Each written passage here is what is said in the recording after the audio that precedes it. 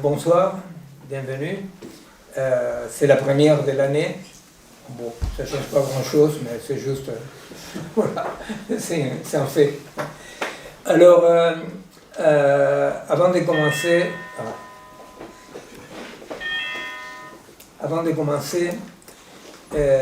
vous savez que le collectif Malgré tout, depuis sa naissance, il était toujours très très engagé avec la solidarité avec les sans-papiers, avec les migrants. En fait, le collectif il est né au sein de ce qu'on appelait les non-vox, hein, qui étaient les sans. Pas les sans avec une auréole, et les sans rien, non? Sans toit, sans papier, etc. Et au fait,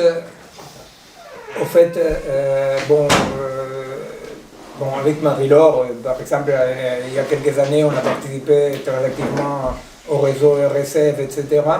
Et vous savez, si vous êtes abonné à la page du collectif, vous savez que pendant les 2 dernières années, à travers Théo et d'autres personnes, on a beaucoup participé avec les jeunes non accompagnés, hein, les mineurs non accompagnés, qui est né d'une façon très intéressante parce qu'il est né vraiment de la façon dont nous on dit que nous pensons l'agir politique.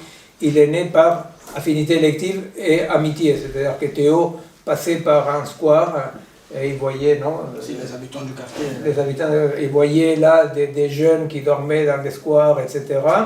Et en entrant en contact, ils sont faits. Alors bon, oui, ça... si tu peux raconter un peu parce que bon, d'où vient le collectif, ce qui s'est passé avec l'assassinat. Oui, c'est ça que je voulais dire, parce que bon, ça fait 2 ans que ça existe ce collectif, ça s'appelle le collectif des jeunes du parc de Belleville, c'est un collectif de mineurs isolés, et les habitants du quartier, militants, quiconque veut, peuvent être des alliés, des soutiens, etc. Et ça fait 2 ans qu'ils luttent pour leurs droits, c'est des jeunes qui viennent de Guinée, Côte d'Ivoire, Mali, Sénégal, Congo, et ils dormaient jusqu'à il y a...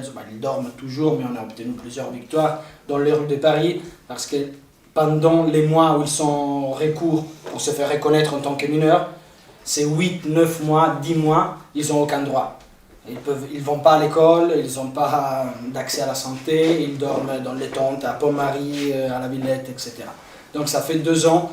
Il y a 2 ans, ils dormaient au parc de Belleville et avec les habitants du quartier, on s'est approchés, on a juste dit « qu'est-ce que vous faites là ?» On a commencé à se connaître et c'est né vraiment de manière spontanée l'idée d'eux-mêmes de créer un collectif pour lutter pour leurs droits avec notre soutien, le soutien de ceux et celles qui ont des papiers.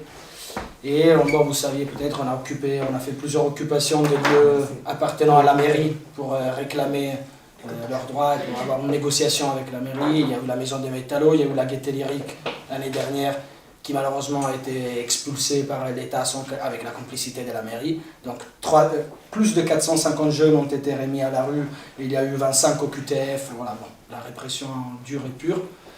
Mais ça continue, grâce aussi au soutien des sous d'éducation, il y a des centaines de jeunes qui sont maintenant scolarisés, et plusieurs jeunes qui dorment dans les gymnases qu'on a obligés à faire ouvrir à la ville de Paris en occupant les endroits comme des théâtres et des centres culturels. Ça, c'est juste l'histoire du collectif. Vous pouvez, parfois, dans le collectif, malgré tout, on met des infos concernant les rendez-vous militants avec les jeunes du parc. Mais là, juste récemment, ça a à voir, mais ce n'est pas exactement au collectif que ça s'est passé. Un jeune travailleur sans papier qui vit dans un des foyers des travailleurs qui existent à Paris, c'est le foyer des Mûriers, dans le 20e arrondissement.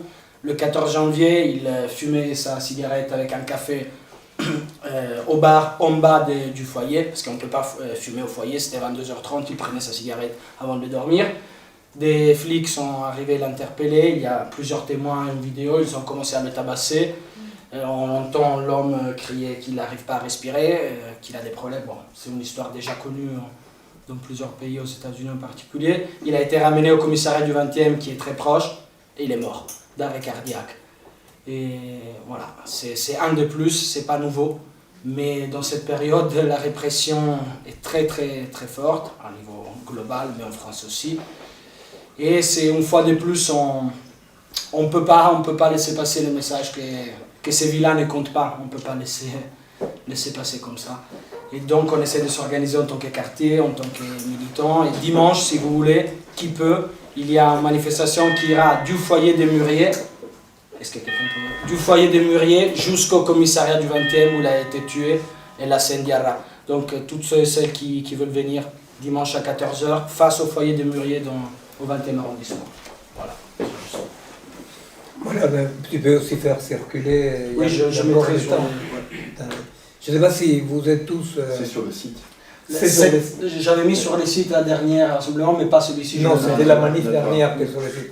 Je ne sais pas si vous avez tous, si vous êtes inscrits sur le site pour recevoir les invitations, les communications. Voilà, si vous pouvez vous inscrire, ça. Si vous pouvez vous inscrire, il y a des chaises là. Vous avez des chaises là? C'est pratique si vous pouvez vous inscrire sur le site parce que comme ça vous avez toutes les communications et bien entendu ça permet aussi d'intervenir, de nous faire arriver vos initiatives, etc. Bon.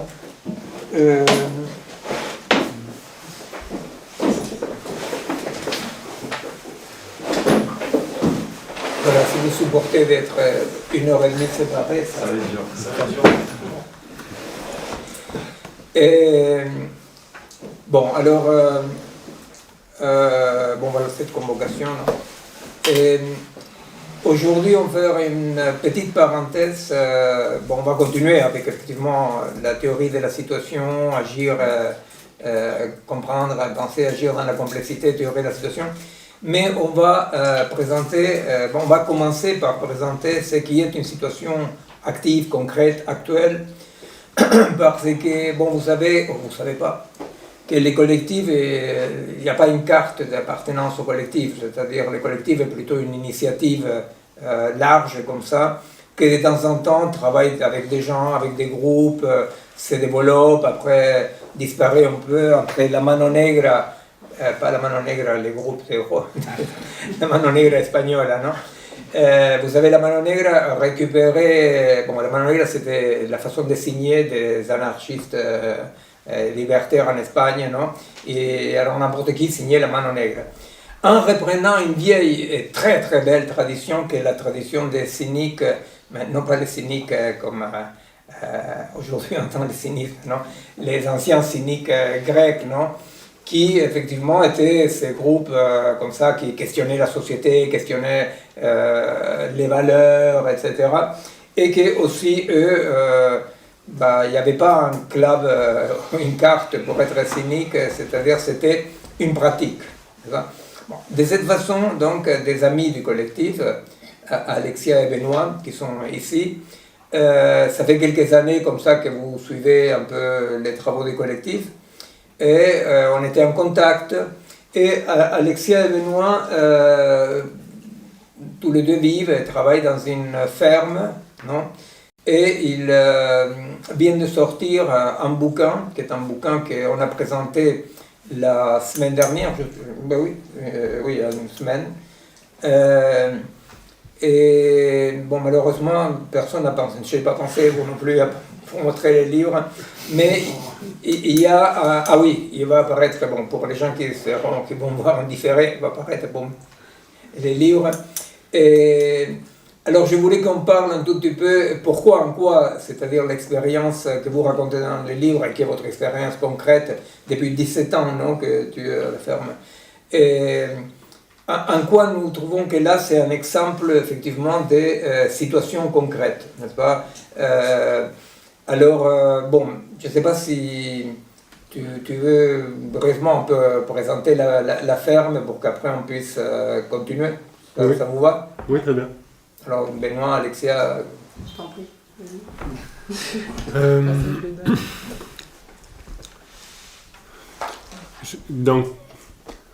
je pense que ça fait 17 ans que je suis sur une ferme, je suis un néo-rural, je suis arrivé en fait sur la ferme après avoir fait des études d'économie. Je savais pas trop quoi faire de ma vie. J'avais juste pas envie de contribuer. J'essayais de moins contribuer à tout ce qui me convenait pas. Et du coup,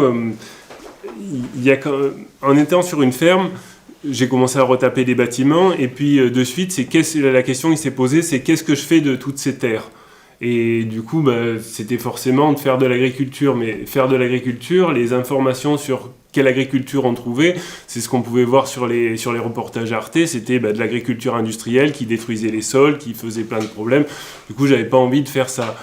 Et du coup, je me suis un petit peu renseigné sur qu'est-ce qu'il était possible de faire autrement en agriculture. Et là, je suis tombé principalement sur les travaux de Fukuoka, avec son ouvrage La révolution d'un seul brin de paille, où finalement, là, on va avoir un exemple d'agriculture où... faut comprendre que depuis 10 000 ans, en Occident, à chaque fois qu'on fait pousser une culture de céréales, on appauvrit les sols. Et là, dans les années 70, il y a ce Japonais qui écrit ce bouquin, La révolution d'un seul brin de paille, où il montre de manière empirique, avec son expérience, que sur ces, je ne sais plus combien d'hectares qu'il a, à chaque fois qu'il fait une culture de riz, il va augmenter les rendements d'année en année, en améliorant la qualité des sols et sans mettre d'intrants et sans mettre de produits chimiques. Donc là, on va avoir une véritable révolution agraire positive, rien à voir avec la révolution verte qui s'est passée ici. Et donc, j'ai eu envie de voir si c'était possible. Et moi, je me suis expérimenté en fait sur tout ce qui était principalement du maraîchage. Et donc, ce qu'on a pu constater à la ferme, c'est que en remettant en vie les sols, on pouvait avoir des niveaux de production équivalents à ce qui se fait en agriculture conventionnelle, sans intrants, sans fertilisation chimique, sans polluer les sols, en remettant du carbone dans les sols. Et du coup, j'avais envie, par cet ouvrage, de témoigner que c'était possible et qu'en fait, tout ce discours de l'agro-industrie qui dit que la seule alternative à ne pas crever la dalle, à ne pas crever de faim, c'est l'agro-industrie qu'on nous vend, c'est totalement faux. Et d'un autre côté, en plus, on nous dit de toute façon, les autres formes d'agriculture coûtent trop cher, mais il faut bien comprendre que l'agriculture est massivement subventionnée.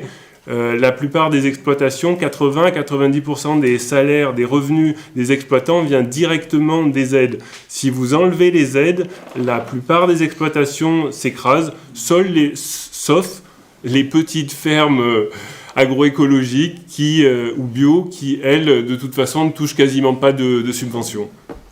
Et donc c'était pour aussi démonter cet argument et en plus, du coup, puisqu'on paye pour une agriculture, c'est quand même con de payer pour s'empoisonner, pour augmenter les cancers, pour augmenter la pollution de l'eau, pour détruire les sols, etc. etc. Donc c'est pour ça qu'on a fait ce livre qui s'appelle La ferme de Cagnols. Voilà, si vous voulez savoir un peu plus, il y a les livres, il y a un entretien qu'Alexis a filmé dans lequel on parle, Benoît et moi, nous essayons d'analyser un peu à travers nos expériences, nos savoirs partagés. Mais c'est vrai que il ne s'agit pas d'exemplarité, il ne s'agit pas de dire oh comment sont exemplaires, il s'agit d'une expérience intensive, n'est-ce pas?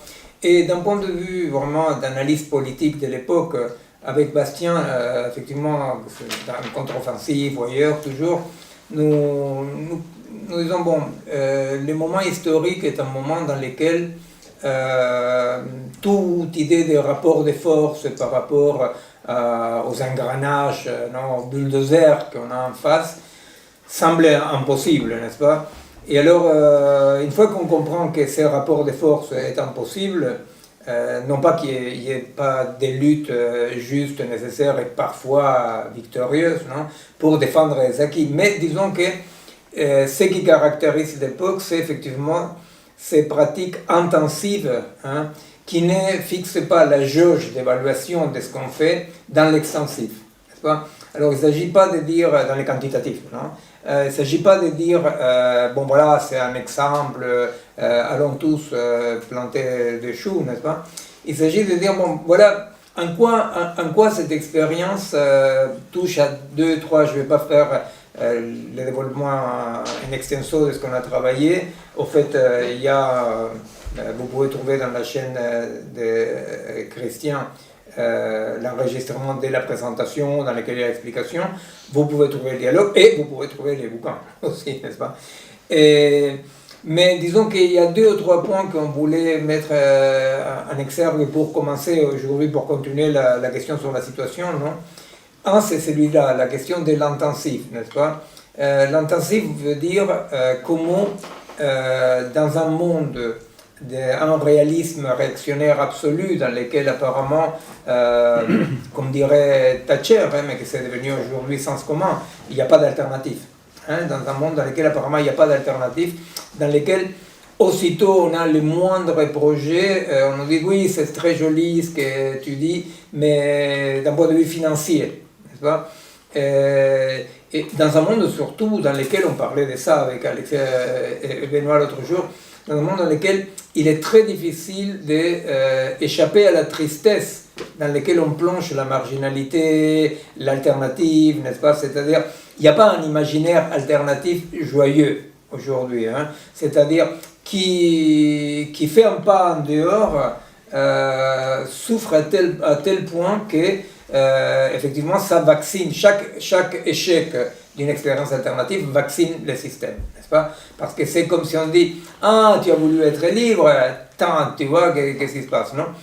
Et c'est vrai qu'il y a une bagarre qui est pratique, non? C'est-à-dire, il y a des possibles, il n'y a pas d'autres possibles, n'est-ce pas? Nous sommes parmi ceux qui contestons que les pensées locales, les pensées globales agir locales, nous ne disons pas un autre monde possible, nous disons non, explorons les possibles de ces mondes-là. Et alors la question c'est, quels sont les possibles, non? Alors il y a ces doubles axes, non, de construction d'une alternative. Un, effectivement, la question de la production d'un possible concret. Alors là, pour celles et ceux qui sont intéressés, vous verrez dans les bouquins, parce que dans les bouquins, c'est pas un bouquin qui raconte comment ils vivent à la ferme, etc., etc. Le bouquin raconte exactement comment tu vas planter telle chose, comment en mettant une bâche comme si tu récupères l'humidité. Non, c'est-à-dire c'est des cultures concrètes, des trucs comme ça, à un moment donné, vous dites, mais qu'est-ce que je fais? Je suis en train de lire un bouquin d'ingénieur agronome, quoi. C'est-à-dire parce que c'est des conseils très très pratiques. Mais tous ces conseils très pratiques, à chaque fois de ces conseils pratiques, on voit comment c'est vrai qu'il est possible de faire autrement. N'est-ce pas? C'est vrai qu'il est possible. Alors par exemple, un autre axe important, non? Bon, je dis les deux premiers axes. Un axe, effectivement, c'est montrer sérieusement que c'est possible. Et là, Benoît et après plus tard Alexia, effectivement, ils sont allés là dans la ferme, ils ont fait le pari de cette vie différente. Et cette vie différente, surtout à un moment donné, ils sont sortis d'un pâtir, hein, qu'est-ce qui se passe, etc., pour aller, c'est ce qu'on dirait, un deuxième genre de connaissance, c'est-à-dire connaître par les causes.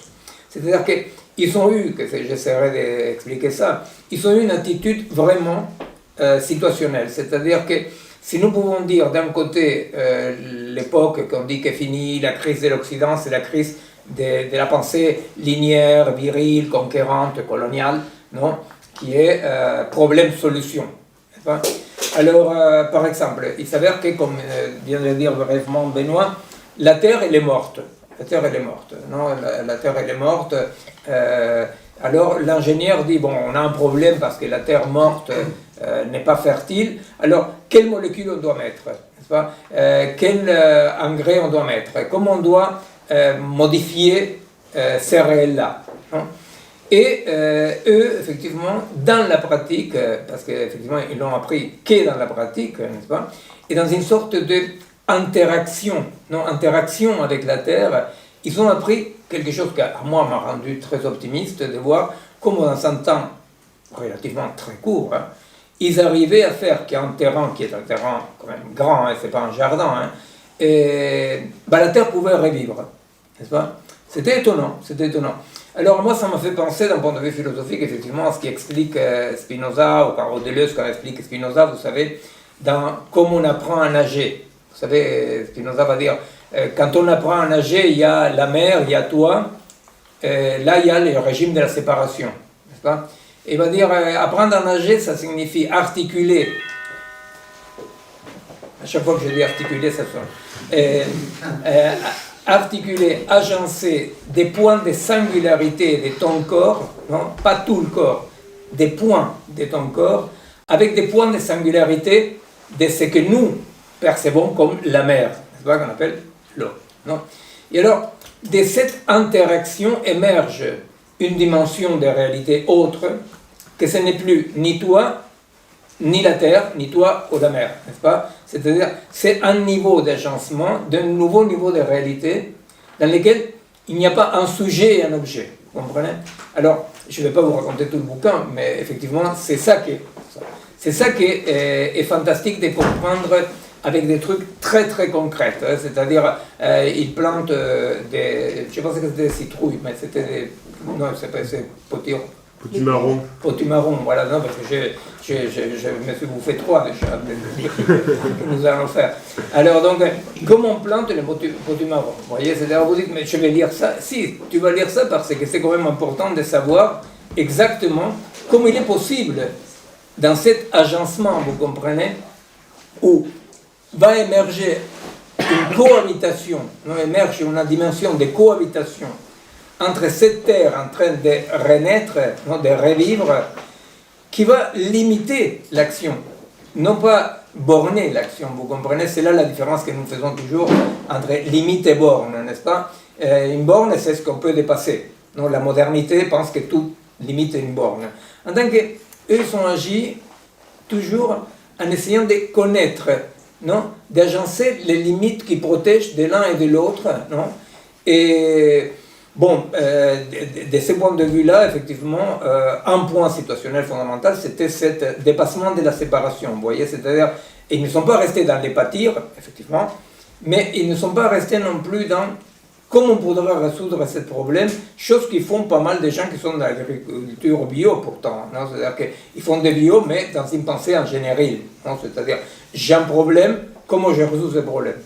Alors, pour illustrer la pensée, comme pour cette nouvelle année, on va montrer des images. Mais bon, les mineurs peuvent regarder ces images.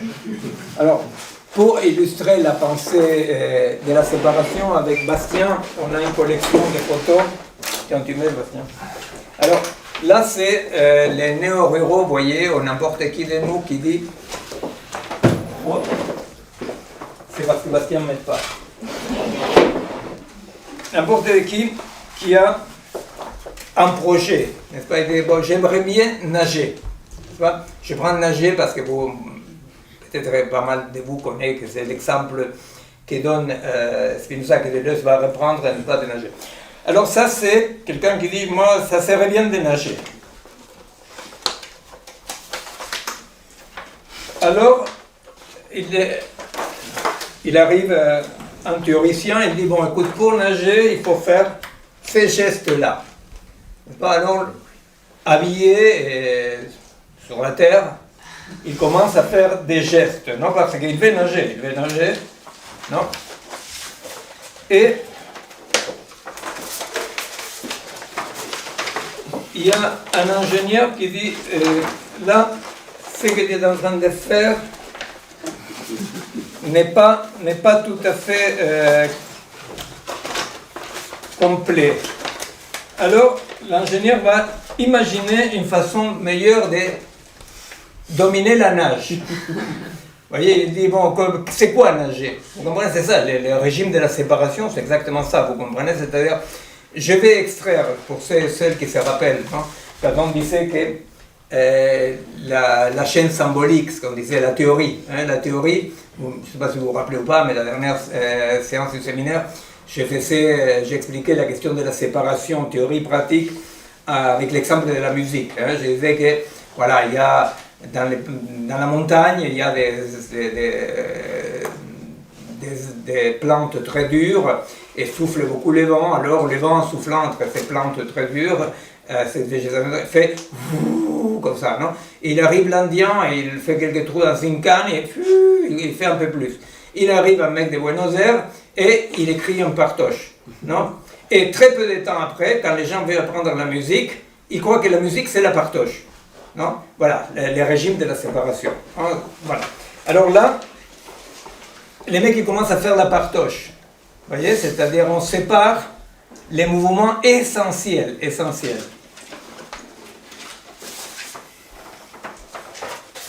Là, il y a un autre ingénieur qui a inventé quelque chose, je ne sais pas si vous voyez, parce que là, lui, il a inventé une machine pour faire la brasse. Ça se voit là, il y a une machine qui permet de faire la brasse. Non, alors il tourne. Ça, c'était, que vous le croyez ou pas, et c'était à l'école de la marine militaire. Comment on apprenait au futur quoi? C'est le futur quoi? Hein? Absolument, bravo, c'est ce que j'allais dire. Absolument, bravo. C'est les futurs noyés, comment on nage. C'était, voilà, les futurs militaires qui allaient, après on comprend Waterloo.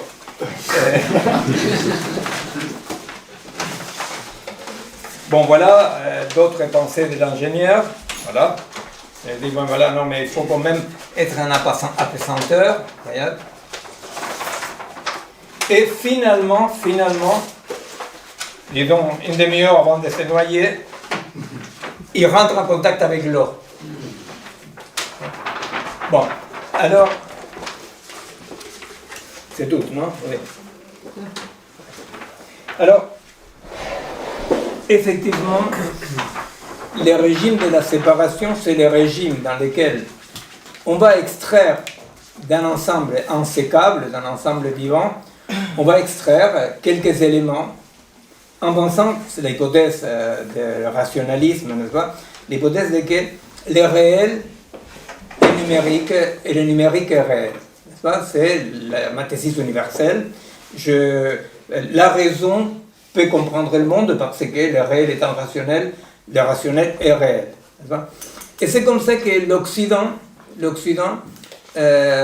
qui est né en contestant Dieu, on ne peut plus obéir Dieu, on ne veut plus obéir les chefs, il va obéir à la raison raisonnante, n'est-ce pas?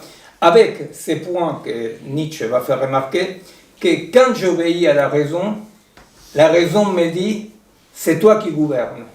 Non? C'est-à-dire que Dieu ne vous dit ça parce que, bon, pour des problèmes de communication apparemment, les maîtres, ils ne vous disent pas ça non plus, ils ne vous disent pas c'est toi qui gouvernes, n'est-ce pas? Mais la raison, effectivement, comme le fait remarquer Nietzsche, est le seul maître très tyrannique qui nous fait croire que c'est nous qui gouvernons. Hein? Le libre arbitre, être adulte, ça signifie c'est guidé par la raison, ou les projets de la paix universelle de Kant, n'est-ce pas? On est à la veille, écrit Kant, d'un monde qui sera guidé par la seule raison. Hein? Alors, effectivement, cette raison-là est la raison qu'à un certain moment fait paravent avec les contenus de ce qu'on appelle les champs biologiques, de la vie, du vivant. Bon, dans l'exemple de la montagne et la partition en haut, n'est-ce pas? C'est cette discontinuité dans laquelle il ne s'agit pas de dire la partition ne sert à rien, n'est-ce pas? Les mathématiques ne servent à rien. Simplement, c'est cet oubli militant de l'Occident qui va faire croire que le réel est cette abstraction et que les corps, les corps sont justement, comme dirait Platon, et dans toute la tradition occidentale on a suivi là-dessus, les corps sont trop opaques, les corps sont finalement le simulacre de la vérité que sont les idées. Alors, d'une part, effectivement, dans la ferme, ce qu'ils montrent, ce qu'ils ont fait pendant quand même ces 17 années d'expérience, et effectivement, ils vont montrer que il est possible d'être dans un rapport de production de niveau de réalité, vous comprenez ça que je veux dire, dans les photos là. Dans les photos, ce qu'on voit, c'est que effectivement, il reste les nageurs et l'eau qu'il faut maîtriser. Vous comprenez? C'est-à-dire que nager, c'est maîtriser un élément. Hein.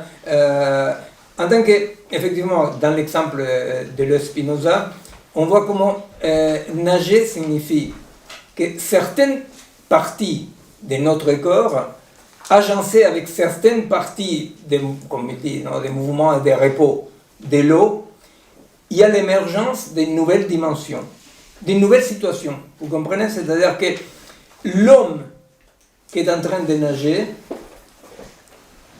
nous le percevons effectivement, nous pouvons dire, tiens, maintenant il y a Maria qui est en train de nager et on voit l'eau. Dans la nage, vous voyez, ben effectivement, dans la nage, c'est une séparation qui peut servir, mais qui n'est pas tout à fait vraie. Vous comprenez?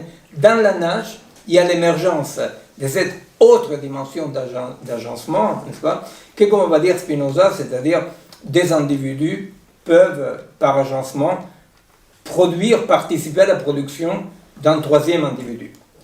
C'est ce que nous appelons l'hybridation. Vous savez, quand nous parlons des rapports entre les vivants et la machine, on dit, bon, pour le moment, la machine est en train de coloniser les vivants. Hein, c'est-à-dire, voilà, on est avec des appareils pour lesquels nous sommes comme l'élément à conquérir. On dit, mais ce qui serait souhaitable, ça serait quoi? Ce qui serait souhaitable, ce serait une hybridation, et on parle d'hybridation vertueuse. Mais dans une hybridation, justement, nous voyons la femme qui est en train de nager, on voit l'eau et on ne confond pas. Mais dans l'hybridation, cette nouvelle dimension qui émerge n'écrase pas, n'élimine pas, pour ceux qui sont férus de Hegel, vous savez que la supération, non la synthèse, eh bien, effectivement, pour Hegel, était aussi la disparition des pôles, non, vers cette synthèse. En tant que là, non, dans une hybridation de ce type-là, comme nous l'entendons, les deux pôles qui s'hybrident restent dans leur singularité en participant de la nouvelle situation. C'est compréhensible? Alors, effectivement, il faut encore, moi je ne peux que vous conseiller, je ne vais pas vous raconter ici, mais ce que je peux vous conseiller, c'est de voir cet exemple avec la terre. Par exemple, il y avait un exemple qui était, à moi, ça m'a beaucoup étonné, c'était les tomates, non, avec la bâche. La bâche, pas la vache, parce que c'est compliqué. Au fait, il s'avère, vous savez, qu'il existe aujourd'hui une problématique mondiale énorme qui est le manque d'eau. Le manque d'eau pour les plantes. Alors, il y a deux tendances. Une tendance, c'est de dire, bon, cherchons, on va changer de culture. On va changer de culture dans une sorte de diminution permanente. Diminution, pourquoi? Parce qu'on a moins des exigences par rapport à ce qu'on va planter.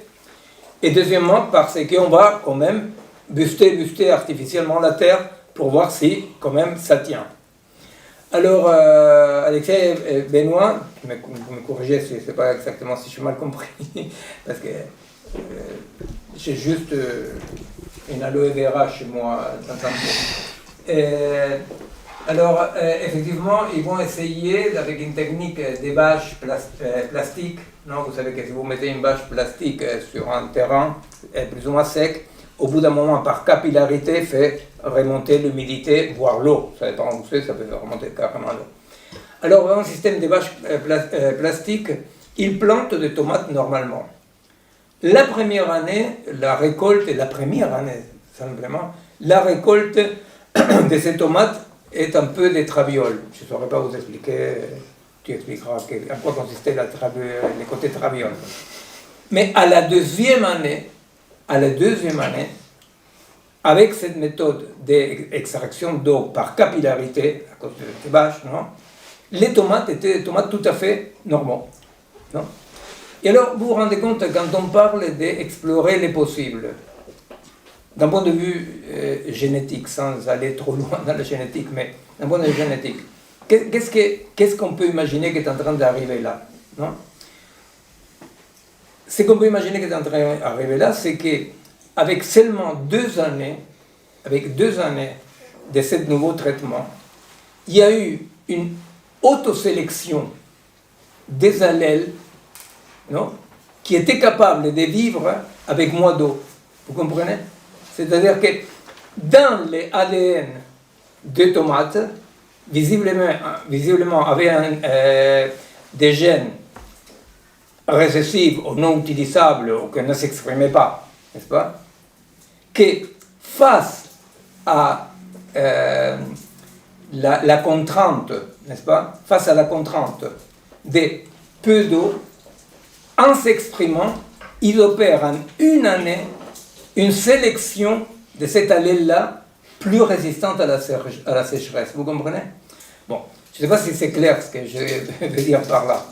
Ce que je veux dire par là, c'est cette idée d'un autre monde est possible, oui, alors va venir les sauveurs, il nous dira par où et comment. Quels sont les possibles dans ce monde-ci? Quels sont les possibles dans ce monde-ci, n'est-ce pas? C'est-à-dire, comment nous pouvons explorer les possibles, n'est-ce pas? Oui, vas-y. Je voulais juste mettre en contexte sur la question comme tu parles du mode d'ingénieur par rapport à une problématique de l'eau. Aujourd'hui, ce qu'il faut savoir, c'est que par exemple, on a vu les articles dans Le Monde, c'était l'année passée, où ils montraient comme il y avait beaucoup de vignerons qui voulaient faire des projets pour pouvoir irriguer leurs vignes. Il faut comprendre qu'une vigne, quand même, c'est une plante qui est censée résister à la sécheresse. Mais à force de pratiques agricoles, finalement, les vignes, elles sont plus enracinées et du coup, on se retrouve à arroser les vignes. Et là, ce qu'on a voulu montrer, c'est qu'avec des pratiques où on peut, en fait, les plantes, elles peuvent aller chercher, on peut les faire développer un système racinaire en profondeur, on peut avoir des pratiques qui font que l'eau, elle peut se stocker dans les sols. Parce qu'en fait, quand on regarde, par exemple, c'était marrant de voir aussi les aides France Agrimaire par rapport à la sécheresse. Et on voit que toutes les aides, c'est pour construire des bassines, stocker de l'eau, mettre des systèmes d'ombrières. En fait, que des dispositifs qui ont l'avantage, d'un certain côté, en tous les cas, je pense que c'est pour ça qu'elles sont subventionnées, de participer à la croissance du PIB. Mais avec des moyens beaucoup plus simples et d'arrêter de vouloir contrôler, mais simplement de se dire le sol, c'est fait pour stocker de l'eau et de faire en sorte que les pratiques agricoles permettent au sol de stocker l'eau et après, avec la bâche, par exemple, d'avoir moins d'évaporation, on va pouvoir arriver à faire pousser des cultures maraîchères qui sont extrêmement exigeante et ce qu'on a réussi à faire sur la ferme, la plupart des gens disent que c'est impossible tant que tu l'as pas vu parce que si tu les plantes, si tes sols ne sont pas n'ont pas retrouvé leur capacité à stocker de l'eau, les plantes et c'est tout en fait de remettre en vie un sol vraiment et du coup de redonner au sol la fonctionnalité de faire pousser des plantes et ben ça marche pas quoi. Oui, avec Bastien, nous on avait discuté là-dessus. On avait essayé de présenter le bouquin Contre-offensive, qui c'est issu des 3 années de dialogue avec des gens qui étaient dans plutôt des expériences des communautés indiennes de l'Amérique du Sud, des expériences alternatives plus urbaines. Non? On essayait de dire, bon, mais où nous en sommes, non?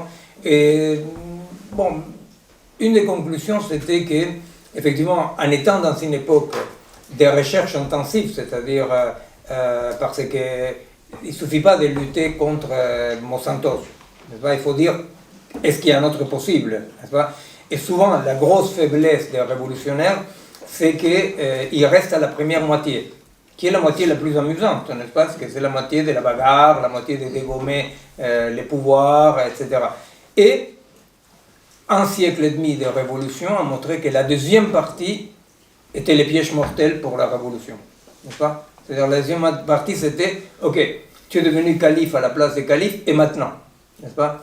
Et maintenant, voilà, et maintenant, à moi, c'est un souvenir que j'ai qui a été mi-douloureux, mi-rigolo, C'était avec des Cubains qui nous avaient montré une interview du Che, dans laquelle, vous savez, les Che, en arrivant à Cuba, ils les nomment ministre de l'économie, non? Alors, c'est une interview dans laquelle il parle de la canne de sucre, la culture de la canne de sucre. Et il avait une intuition très bonne qui était de ne pas dépendre de la monoculture, non? Il parle de la canne de sucre. Il s'avère que les Che, ils savaient beaucoup de la pratique d'émancipation, de lutte, de l'organisation, mais des cannes de sucre, des cultures et d'économie, ils ne comprenaient rien, voyez? Et c'est un tout petit peu cette discontinuité qui existe entre la révolte, juste, nécessaire, et, oui, mais, et les autres possibles. Et nous avons vu partout, moi je l'ai vu chez nous, plutôt dans les expériences révolutionnaires latino-américaines, non? On a vu toujours celui ou celle qui vraiment avait montré une bravure, qui avait montré une décision comme ça par rapport au changement. On a vu que, bon, mais d'accord, mais une chose c'est la juste révolte, autre chose c'est gouverner, faire pousser des plantes, gérer l'éducation, vous voyez.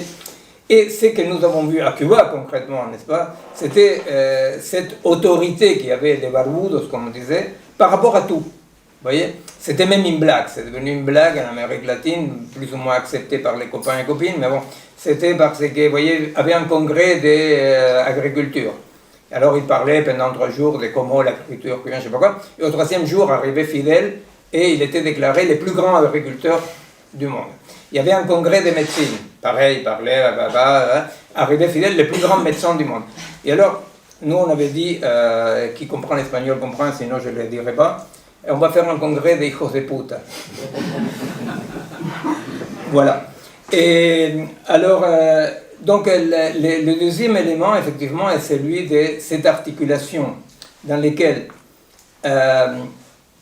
en quoi l'expérience de plusieurs néo-ruraux, heureusement il n'y a pas qu'Alexia et Benoît, non?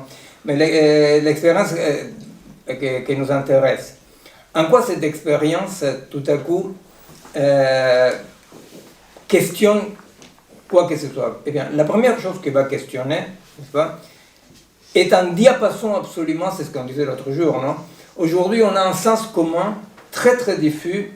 Beaucoup de gens et de différents secteurs sentent bien que les mondes de l'ingénieur, les mondes de la séparation, les mondes cartésiens des maîtres et possesseurs de la nature, que ce monde-là est un échec, n'est-ce pas?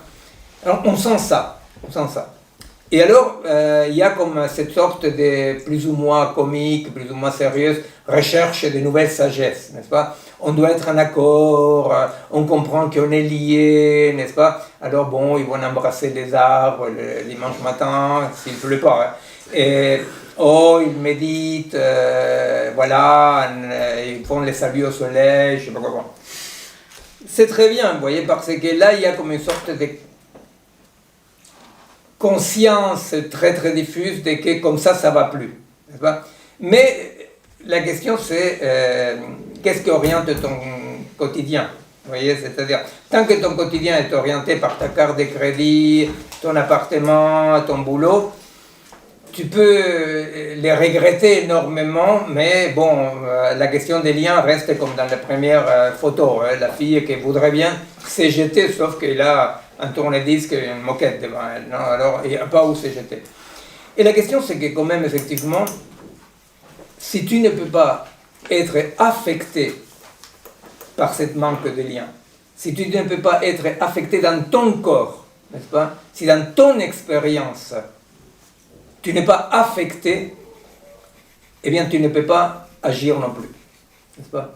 C'est-à-dire, il y a une limite qui est la limite que tout spinoziste, n'est-ce pas? La limite de dire, si je ne peux pas accepter cette, en définition, vous avez du moi, hein, c'est-à-dire comme Plotin écrit, hein, c'est-à-dire je ne peux jamais dire jusqu'ici c'est moi, hein, c'est-à-dire le moi peut recouvrir ta carte en banque, ta carte d'identité, 2 ou 3 petites choses, comme ton moi peut investir le monde, je sais pas, vous voyez, c'est-à-dire, il n'y a pas de limite par quoi on peut être affecté. Mais affecté, ça ne veut pas dire être informé. Vous voyez, affecté, ça veut dire se mettre en situation où eh ben, tu dois devoir apprendre à nager. N'est-ce pas? Tu dois te mettre dans l'eau et voir si tu peux ou tu ne peux pas apprendre à nager. N'est-ce pas? Alors, moi, je pense qu'effectivement, dans cette recherche actuelle des sagesses qui donnent à manger à beaucoup de petits gourous, je ne sais pas quoi, moi, je pense sincèrement qu'il y a quand même une expérience, il y a des expériences de sagesse concrètes et pratiques, parce que la sagesse ne veut dire pas autre chose que déplacer la tyrannie de l'anthropocentrisme, n'est-ce pas? Vraiment, n'est pas penser depuis l'être humain, mais être capable de participer à une pensée qui pense la situation, n'est-ce pas? C'est la situation qui pense. La situation donne tout matériel. Effectivement, le cerveau humain, sans cerveau humain, il n'y a pas de pensée articulée, symbolique, logique, etc. Mais la question, c'est depuis où tu penses, non? Alors souvent, on avait donné avec Bastien l'exemple, non, de dire au nom de quoi quelqu'un va se priver, par exemple, de la technologie, non? Au nom de quoi quelqu'un va se priver du GPS, non? Pour parler de cette colonisation dans laquelle, par délégation des fonctions, on est de plus en plus dépendant de ces machines qui, en étant nées pour être utiles aux humains, sont en train de déclarer inutile l'humain, n'est-ce pas? L'humain, la question c'est à quoi peut servir l'humain? Eh bien, alors on disait, mais où sont les lignes de résistance? Au nom de quoi? Ça ne peut pas être moral, vous imaginez, tu ne dois pas t'en servir du GPS. Ça ne peut pas être, il vaut mieux pas que ce soit narcissique, de dire « Ah, moi j'arrive », n'est-ce pas? Ça fout si tu arrives, n'est-ce pas? Et ça ne peut pas être aristocratique non plus, de dire « Les cons font ça », n'est-ce pas? Bon. Alors, nous on donnait l'exemple, non? On disait, j'ai donné un exemple autobiographique, non? Que c'était mes filles qui, à l'anniversaire des 94 ans de ma mère, avaient passé toute une après-midi à faire un gâteau au chocolat. Non? Après, c'est moi qui ai nettoyé. Et alors, l'idée c'est de dire, mais pourquoi est-ce qu'ils n'ont pas été chez machin truc, vieux truc, acheter un gâteau? Pourquoi ils n'ont pas été? Pourquoi est-ce qu'ils ont trouvé? Parce que c'était toi qui payais. Parce que c'est moi qui payais. Non, mais j'ai payé aussi des ingrédients. Et alors, pourquoi est-ce qu'ils ont pris ces chemins-là? Vous comprenez? Pourquoi est-ce qu'ils ont fait les processus plutôt que chercher les résultats? Et alors on dit, bah, la différence est, quelle est la géométrie qui recouvre les moi en cette situation-là? Vous comprenez? Quand tu demandes à quelqu'un pourquoi tu vas te priver du GPS, vous êtes en train de vous adresser à l'individu individué en tant que tel qui cherche à être efficace et pas s'emmerder la vie. Non? Quand vous dites à quelqu'un, mais pourquoi tu as fait ces parcours-là, ou cet effort-là? Eh bien, cet effort-là, pour qu'il ne soit ni moral, ni narcissique, ni je sais pas quoi, eh bien, c'est parce que je ne l'ai pas fait en tant qu'individu. Vous comprenez? C'est un exemple un peu bête, mais c'est l'exemple un tout petit peu de cette géométrie variable. Vous comprenez? Comment ce n'est pas vrai, comme on pense. Je dis ça parce qu'on est tellement intoxiqué de la production de nous en tant qu'individus, n'est-ce pas? Que souvent il nous semble incroyable de pouvoir avoir un autre point de vue. Mais les points de vue, on le parle ici comme Leibniz ou Spinoza le parle, le point de vue est toujours matériel, objectif. Vous savez, c'est l'inversion que va faire Spinoza, qui va dire, le point de vue ne dépend pas d'un sujet, le point de vue ne dépend pas de moi. Les sujets dépendent et sont produits par les points de vue dans lesquels ils existent. Vous comprenez? C'est-à-dire que c'est très difficile. Vous savez, c'est un tout petit peu ce qu'on avait écrit à plusieurs reprises, quand on dit il ne s'agit pas de libérer l'individu du pouvoir, mais de nous libérer du pouvoir de l'individu. Hein? L'individu comme le représentant du pouvoir. À chaque fois que je m'expérimente comme individu, ben, le pouvoir est là. N'est-ce pas? Et alors, mais comment enjamber? C'est pour ça que je donne un exemple tout à fait banal et bête, de dire, mais la vérité, enjamber ces points de séparation dans lesquels je peux agir depuis un autre point de vue, c'est toujours une pratique. Vous voyez? Ce n'est jamais une décision. Ce n'est pas que je décide de changer les points de vue. Je dois me mettre en situation, en condition de voir comment je peux exister dans un autre point de vue. Vous comprenez? Comment quelque chose de moi, quelque chose qui compose la singularité qui me définit, comment dans cette situation-là je peux découvrir ou pas découvrir de quoi j'étais capable, de quoi je n'étais pas capable. Vous voyez, c'est toujours une épreuve. C'est toujours une épreuve. C'est pour ça que ce n'est pas le libre arbitre. La liberté, c'est toujours ce qu'on va découvrir dans l'après-coup. Parfois, horrifié, on dit « Ah ben, je ne savais pas que j'étais capable de faire ça ». Et parfois, effectivement, très content de dire « Ah ben merde, là, j'étais libre ». Mais j'ai été libre, ce n'est jamais le fruit d'une décision consciente, occidentale, libre arbitre, etc. C'est justement cette possibilité en assumant une situation qui nous fonde, n'est-ce pas? En assumant une situation par laquelle nous sommes affectés, eh bien, on peut ou pas agir dans un sens ou dans un autre sens, vous comprenez? Alors, à moi, c'est pour ça que, voilà, je vous parlais de cet exemple, non? Mais un autre élément, parmi d'autres éléments qu'il y avait, un élément qui n'est pas mineur pour nous, et il faut encore la question du rapport de force. La question des rapports de force et de l'intensif. Hein?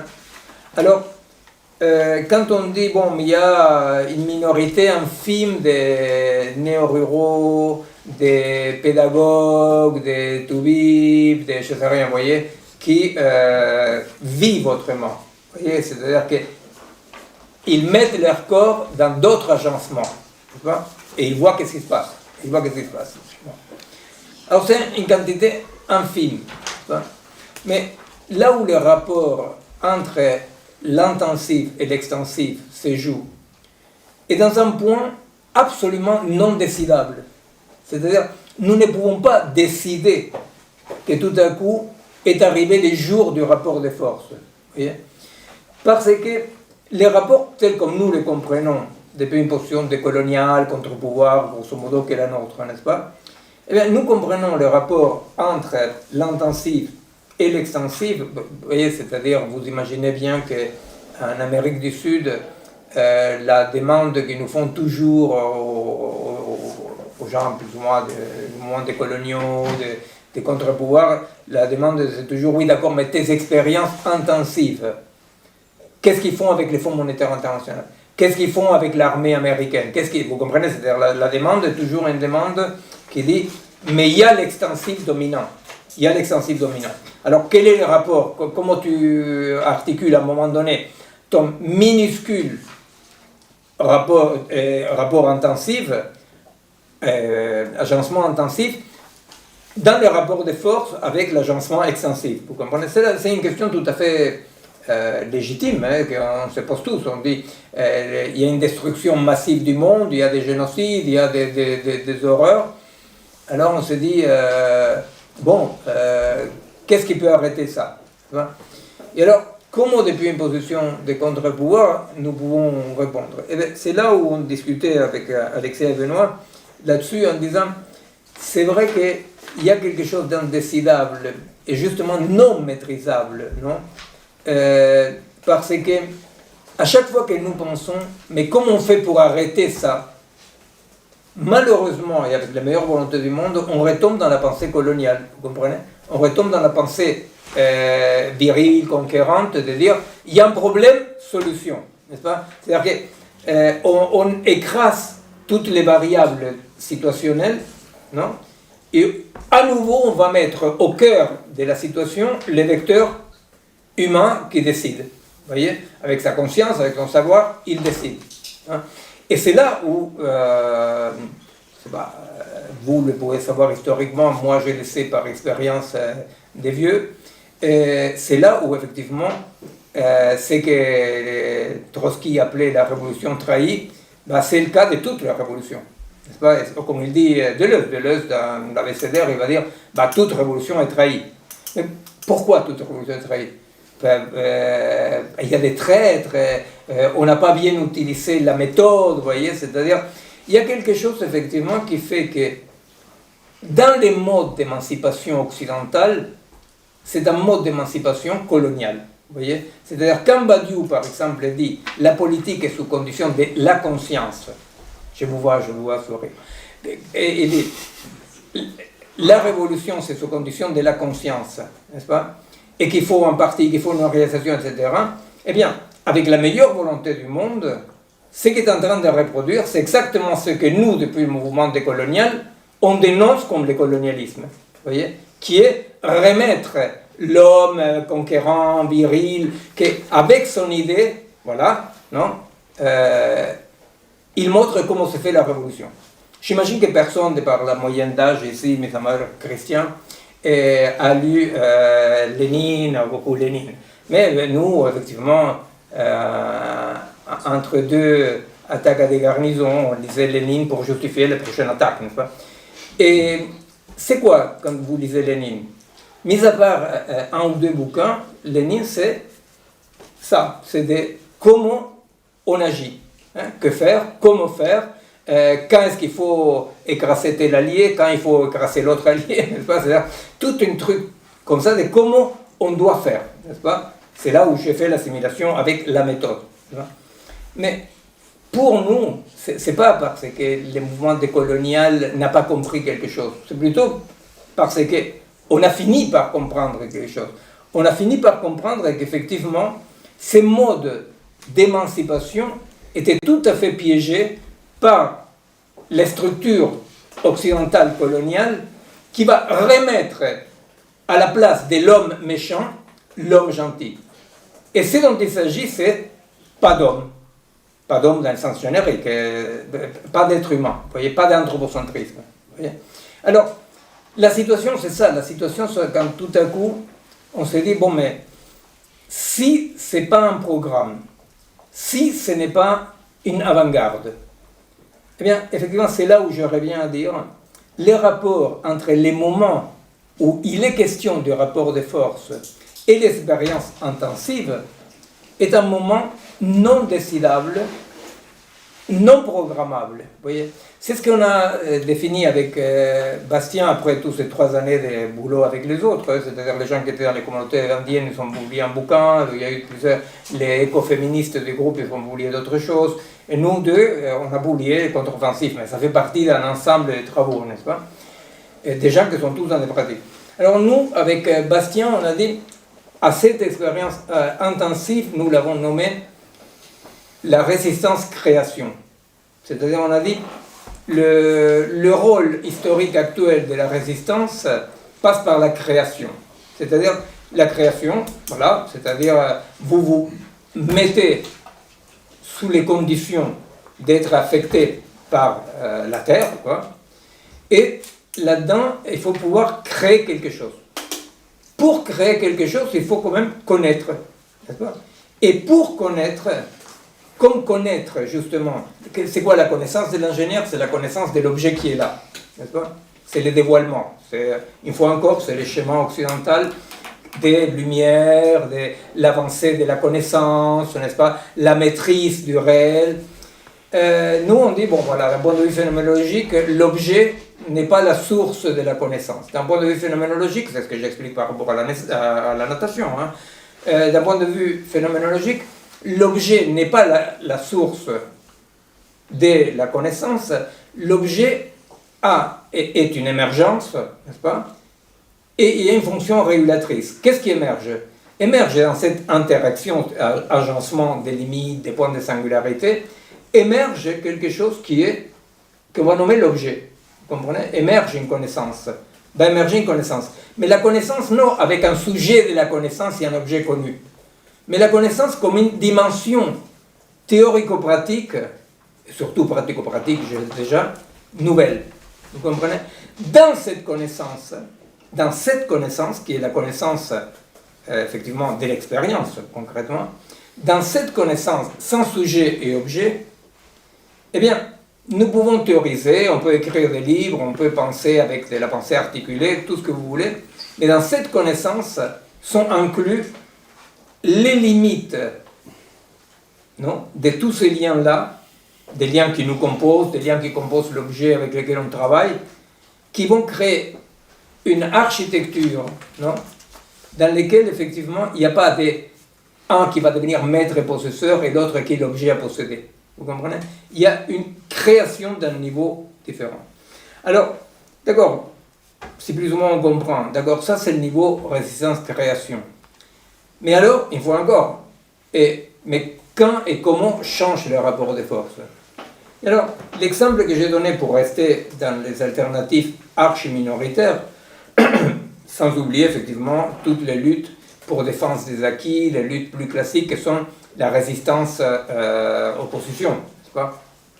Alors, effectivement, on dit, nous pouvons, pour rester en France, c'est-à-dire en Amérique latine, il y a beaucoup d'autres exemples comme ça, mais si on reste en France, il y a 40 ans en France, il y avait quelques babacools, quelques hippies mal réveillés qui mettaient des panneaux solaires ou des petites éoliennes chez eux, n'est-ce pas?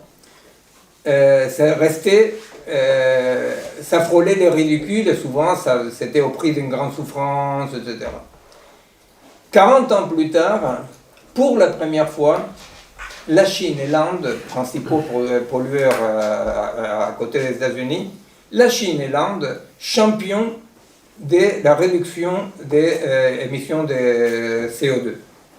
Pourquoi? Parce qu'effectivement, il y a quelque chose que, de ces expériences intensives, étudiées, comprises, etc., qui, articulées et récupérées par le monde du pouvoir, les permet de penser que face au mur qui se heurte notre société, notre monde, eh bien du coup, vont récupérer ça. Vous comprenez? C'est-à-dire, il y a une récupération, la récupération effectivement implique salir aussi ce qu'on est en train de récupérer, mais pour nous, les rapports de force s'échangent dans ce type de forçage où, petit à petit, vont rentrer des expériences intensives qui montrent des possibles qui, en étant récupérés, perdent leur âme, mais en tant que machine de guerre, participent du changement. Vous comprenez? Pensez à tous les vrais changements qu'il y a eu dans les conditions des femmes, dans les conditions des minorités sexuelles. Systématiquement, on voit que des mouvements intensifs qui ne se posent pas comme premier objectif, d'abord je prends les pouvoirs, après je change, mais qui disent on change là et on expérimente les changements, il y a un moment de bascule dans lequel la récupération, vous voyez, la récupération dans tous les sens que vous voulez, la récupération fait que cette nouveauté qui permet, dans un cas, l'émancipation de la moitié de l'humanité, au moins comme projet et en partie grande comme pratique, n'est-ce pas, technologiquement, etc., ça permet effectivement qu'il y ait une complexe intégration du nouveau dans les dimensions du pouvoir. Vous comprenez? C'est un tout petit peu, je ne sais pas, j'imagine que pas mal parmi vous, vous connaissez ce type de positions, que sont les positions décoloniales ou de contre-pouvoir, qui sont les positions dans lesquelles l'idée, ce n'est jamais de devenir maître à la place de maître. C'est une idée dans laquelle ce que le maître possède, nous ne le désirons pas. Surtout pas sa soi-disant maîtrise, n'est-ce pas? Ce que nous voulons, c'est lutter concrètement pour la justice, pour la vie, pour toutes les causes pour lesquelles on veut lutter, n'est-ce pas?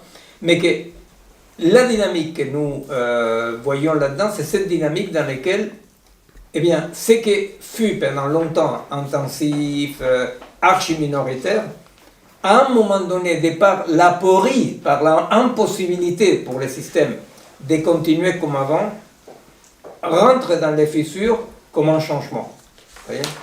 Alors, pour nous, effectivement, c'est un tout petit peu ces points-là, à la fois, je ne sais pas si quelqu'un a des questions par rapport à ça, parce que je voulais passer à un autre petit point, un peu apparemment secondaire, mais pas... ça va. Non, ce qu'on discutait aussi par rapport à cette position minoritaire, position minoritaire, vous savez qu'il faut encore Deleuze, quand Deleuze va dire la minorité c'est tout le monde. Hein, il écrit la minorité c'est tout le monde. Et la majorité c'est personne. C'est pas la majorité, c'est personne. C'est ça l'impuissance des pouvoirs. Parce que les pouvoirs, pour rester au pouvoir, a besoin d'inventer et produire un être humain majoritaire. C'est quoi l'être humain majoritaire? L'être humain, c'est réalisé, absolument discipliné, hein, et qui a comme objectif être majoritaire. Hein, être majoritaire. Mais plus tu es majoritaire, plus tu es vide. Alors, effectivement, la majorité, c'est personne, la minorité, c'est tout le monde. Mais la minorité que nous présentons depuis un moment comme une des figures de la situation, eh bien, la minorité, c'est là où tu peux agir.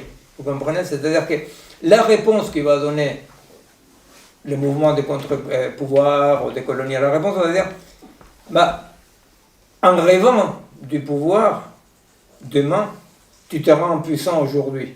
N'est-ce pas? Et quand tu obtiens le pouvoir, c'est un réveil catastrophique. N'est-ce pas? La question c'est où tu es puissant, où tu peux agir. N'est-ce pas? Or, tu ne peux pas agir en tant qu'individu, puisque l'individu c'est effectivement la matérialisation du pouvoir. N'est-ce pas?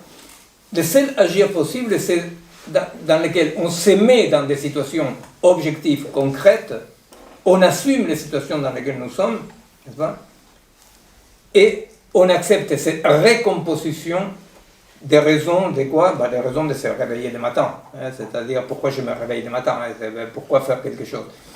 Il y a peu de temps, justement, on parlait de la différence qui est une des séparations, non, il faut le dire, non, une des séparations qui va opérer l'Occident, mais que c'est quand même d'un point de vue, alors là, psychopathologique, c'est lamentable, qui est la séparation qu'a fait l'Occident entre désir et effort.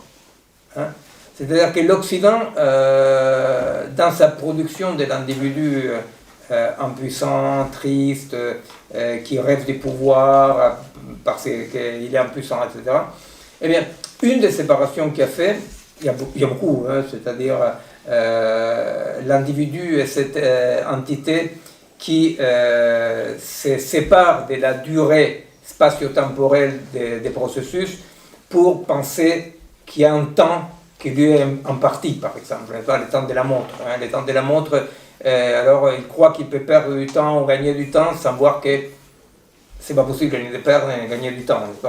Mais une des séparations, là je fais référence, que ça fait une psychopathologie diffuse, d'une tristesse quotidienne, c'est cette séparation entre désir et effort.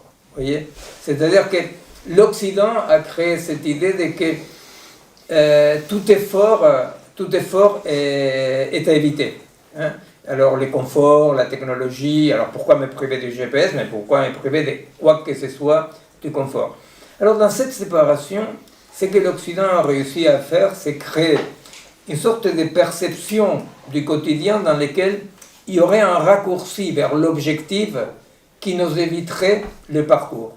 N'est-ce pas? C'est-à-dire cette séparation dans laquelle il y aurait un objectif, alors traduit dans ce qu'on disait tout à l'heure, on croit que l'objectif c'est la prise de pouvoir en oubliant que la prise de pouvoir ce n'est qu'un point éventuel du processus, mais vous voyez quand même que ça signifie politiquement. Hein? Politiquement, ça signifie qu'une fois que les groupes révolutionnaires ont pris le pouvoir, dans cette vision finaliste linéaire de l'ingénieur, la chose est faite. Vous voyez? Et toute contestation, toute dynamique, toute multiplicité est contre-révolutionnaire. Vous voyez? C'est-à-dire que le mec, voyez, par rapport aux blagues qu'on fait, parce que bon, quand même, on a les galons pour nous permettre de faire des blagues, et par rapport à Fidel, on disait, effectivement, il y a Fidel, imaginez-vous un congrès sur les cloaques, non? Le réseau de cloaques à La Havane, que c'est un problème réel à La Havane, non? C'est pas une... Et alors, il y a des ingénieurs, des gens qui connaissent sur les circulations des eaux usées, je ne sais pas quoi, qui sont ou des centres ou des droites ou carrément ce qu'on appelle des goussans. Il y a Fidel, mais Fidel est un révolutionnaire. Alors, révolution, raison, vérité. Et alors, la multiplicité, vous voyez, pratique, non? Qu'est-ce qu'il en sait? Eh bien, la dynamique de l'objectif fait que celui qui a pris le pouvoir est dans une position dans laquelle incarne une vérité. Vous voyez? Alors cette vérité s'applique aussi, par exemple, à la distribution des cloaques à La Havane. C'est pour ça que c'est pas ce qui se passe à La Havane avec les cloaques, par exemple. Vous voyez? C'est-à-dire, c'est cette pensée de la séparation, je ne sais pas si vous comprenez ce que je donne avec des exemples, c'est cette pensée de la séparation, non, qui va à séparer l'objectif de l'effort et de l'étude, vous voyez, et du travail de connaissance. Alors, en revenant à la triste vie... Très belle phrase de Cavafy, dans un poème qui s'appelle Itaque. Cavafy, non pas le colonel. Pardon, Cavafy. Qui parle exactement de ce dont on est en train de parler là, par rapport à la séparation entre objectif et chemin. Et Cavafy, je crois, finit le poème en disant « Itaque n'est pas dans Itaque, Itaque est sur le chemin d'Itaque ». Voilà. Et ça... Oui, non, mais ça, je pense qu'il est sur le site, non, les poèmes. Sur le site du collectif, on a mis les poèmes, parce que les poèmes d'Ithac, c'est pour nous, dans un seul poème, toute la position philosophique, théorique et pratique de la subversion du contre-pouvoir, n'est-ce pas? Ithac et les schémas. Hein. Mais vous voyez, dans cette séparation de l'objectif par rapport au parcours, qui est une séparation, je vous assure en tant que clinicien depuis, je crois que j'ai fait le serment d'Hippocrate avec Hippocrate, vous voyez. Alors, au fait, dans cette longue pratique clinique, je vous assure que l'impossibilité de réarticuler le schéma avec les soi-disant objectifs est une source de souffrance totale. Parce que tout à coup, on pense, l'homme occidental va penser, tel est l'objectif. N'est-ce pas? Il va mesurer sa vie dans une sorte de topologisation du temps, vous voyez, dans laquelle je m'approche, je m'éloigne de l'objectif. Mais en permanence, on va juger notre quotidien dans un élément fondamental de l'Occident qui est l'incomplétude. L'incomplétude, le désir né du manque, l'incomplétude permanente, les Indiens sont des humains mais l'humanité incomplète, etc., n'est-ce pas? Et alors, du coup, effectivement, nous on se dit, mais c'est quand même incroyable, non? C'est quand même incroyable qu'on a réussi à faire croire à des gens et à faire fonctionner à des gens, exister à des gens, plutôt fonctionner, non? Dans cette séparation dans laquelle on peut penser que le tout est un tout ascendant vers quelque chose. Vivre notre vie, vous comprenez, c'est ça l'expérience de ne pas être comme il faut. Vous comprenez? L'expérience de coloniser, c'est l'expérience de ne pas être comme il faut. Et dans les meilleurs des cas, pas encore être comme il faut. Vous voyez? Il y a tous les exclus, qu'il y a de plus en plus, les surnuméraires, n'est-ce pas? Et il y a ceux qui disent, je ne suis pas encore comme il faut.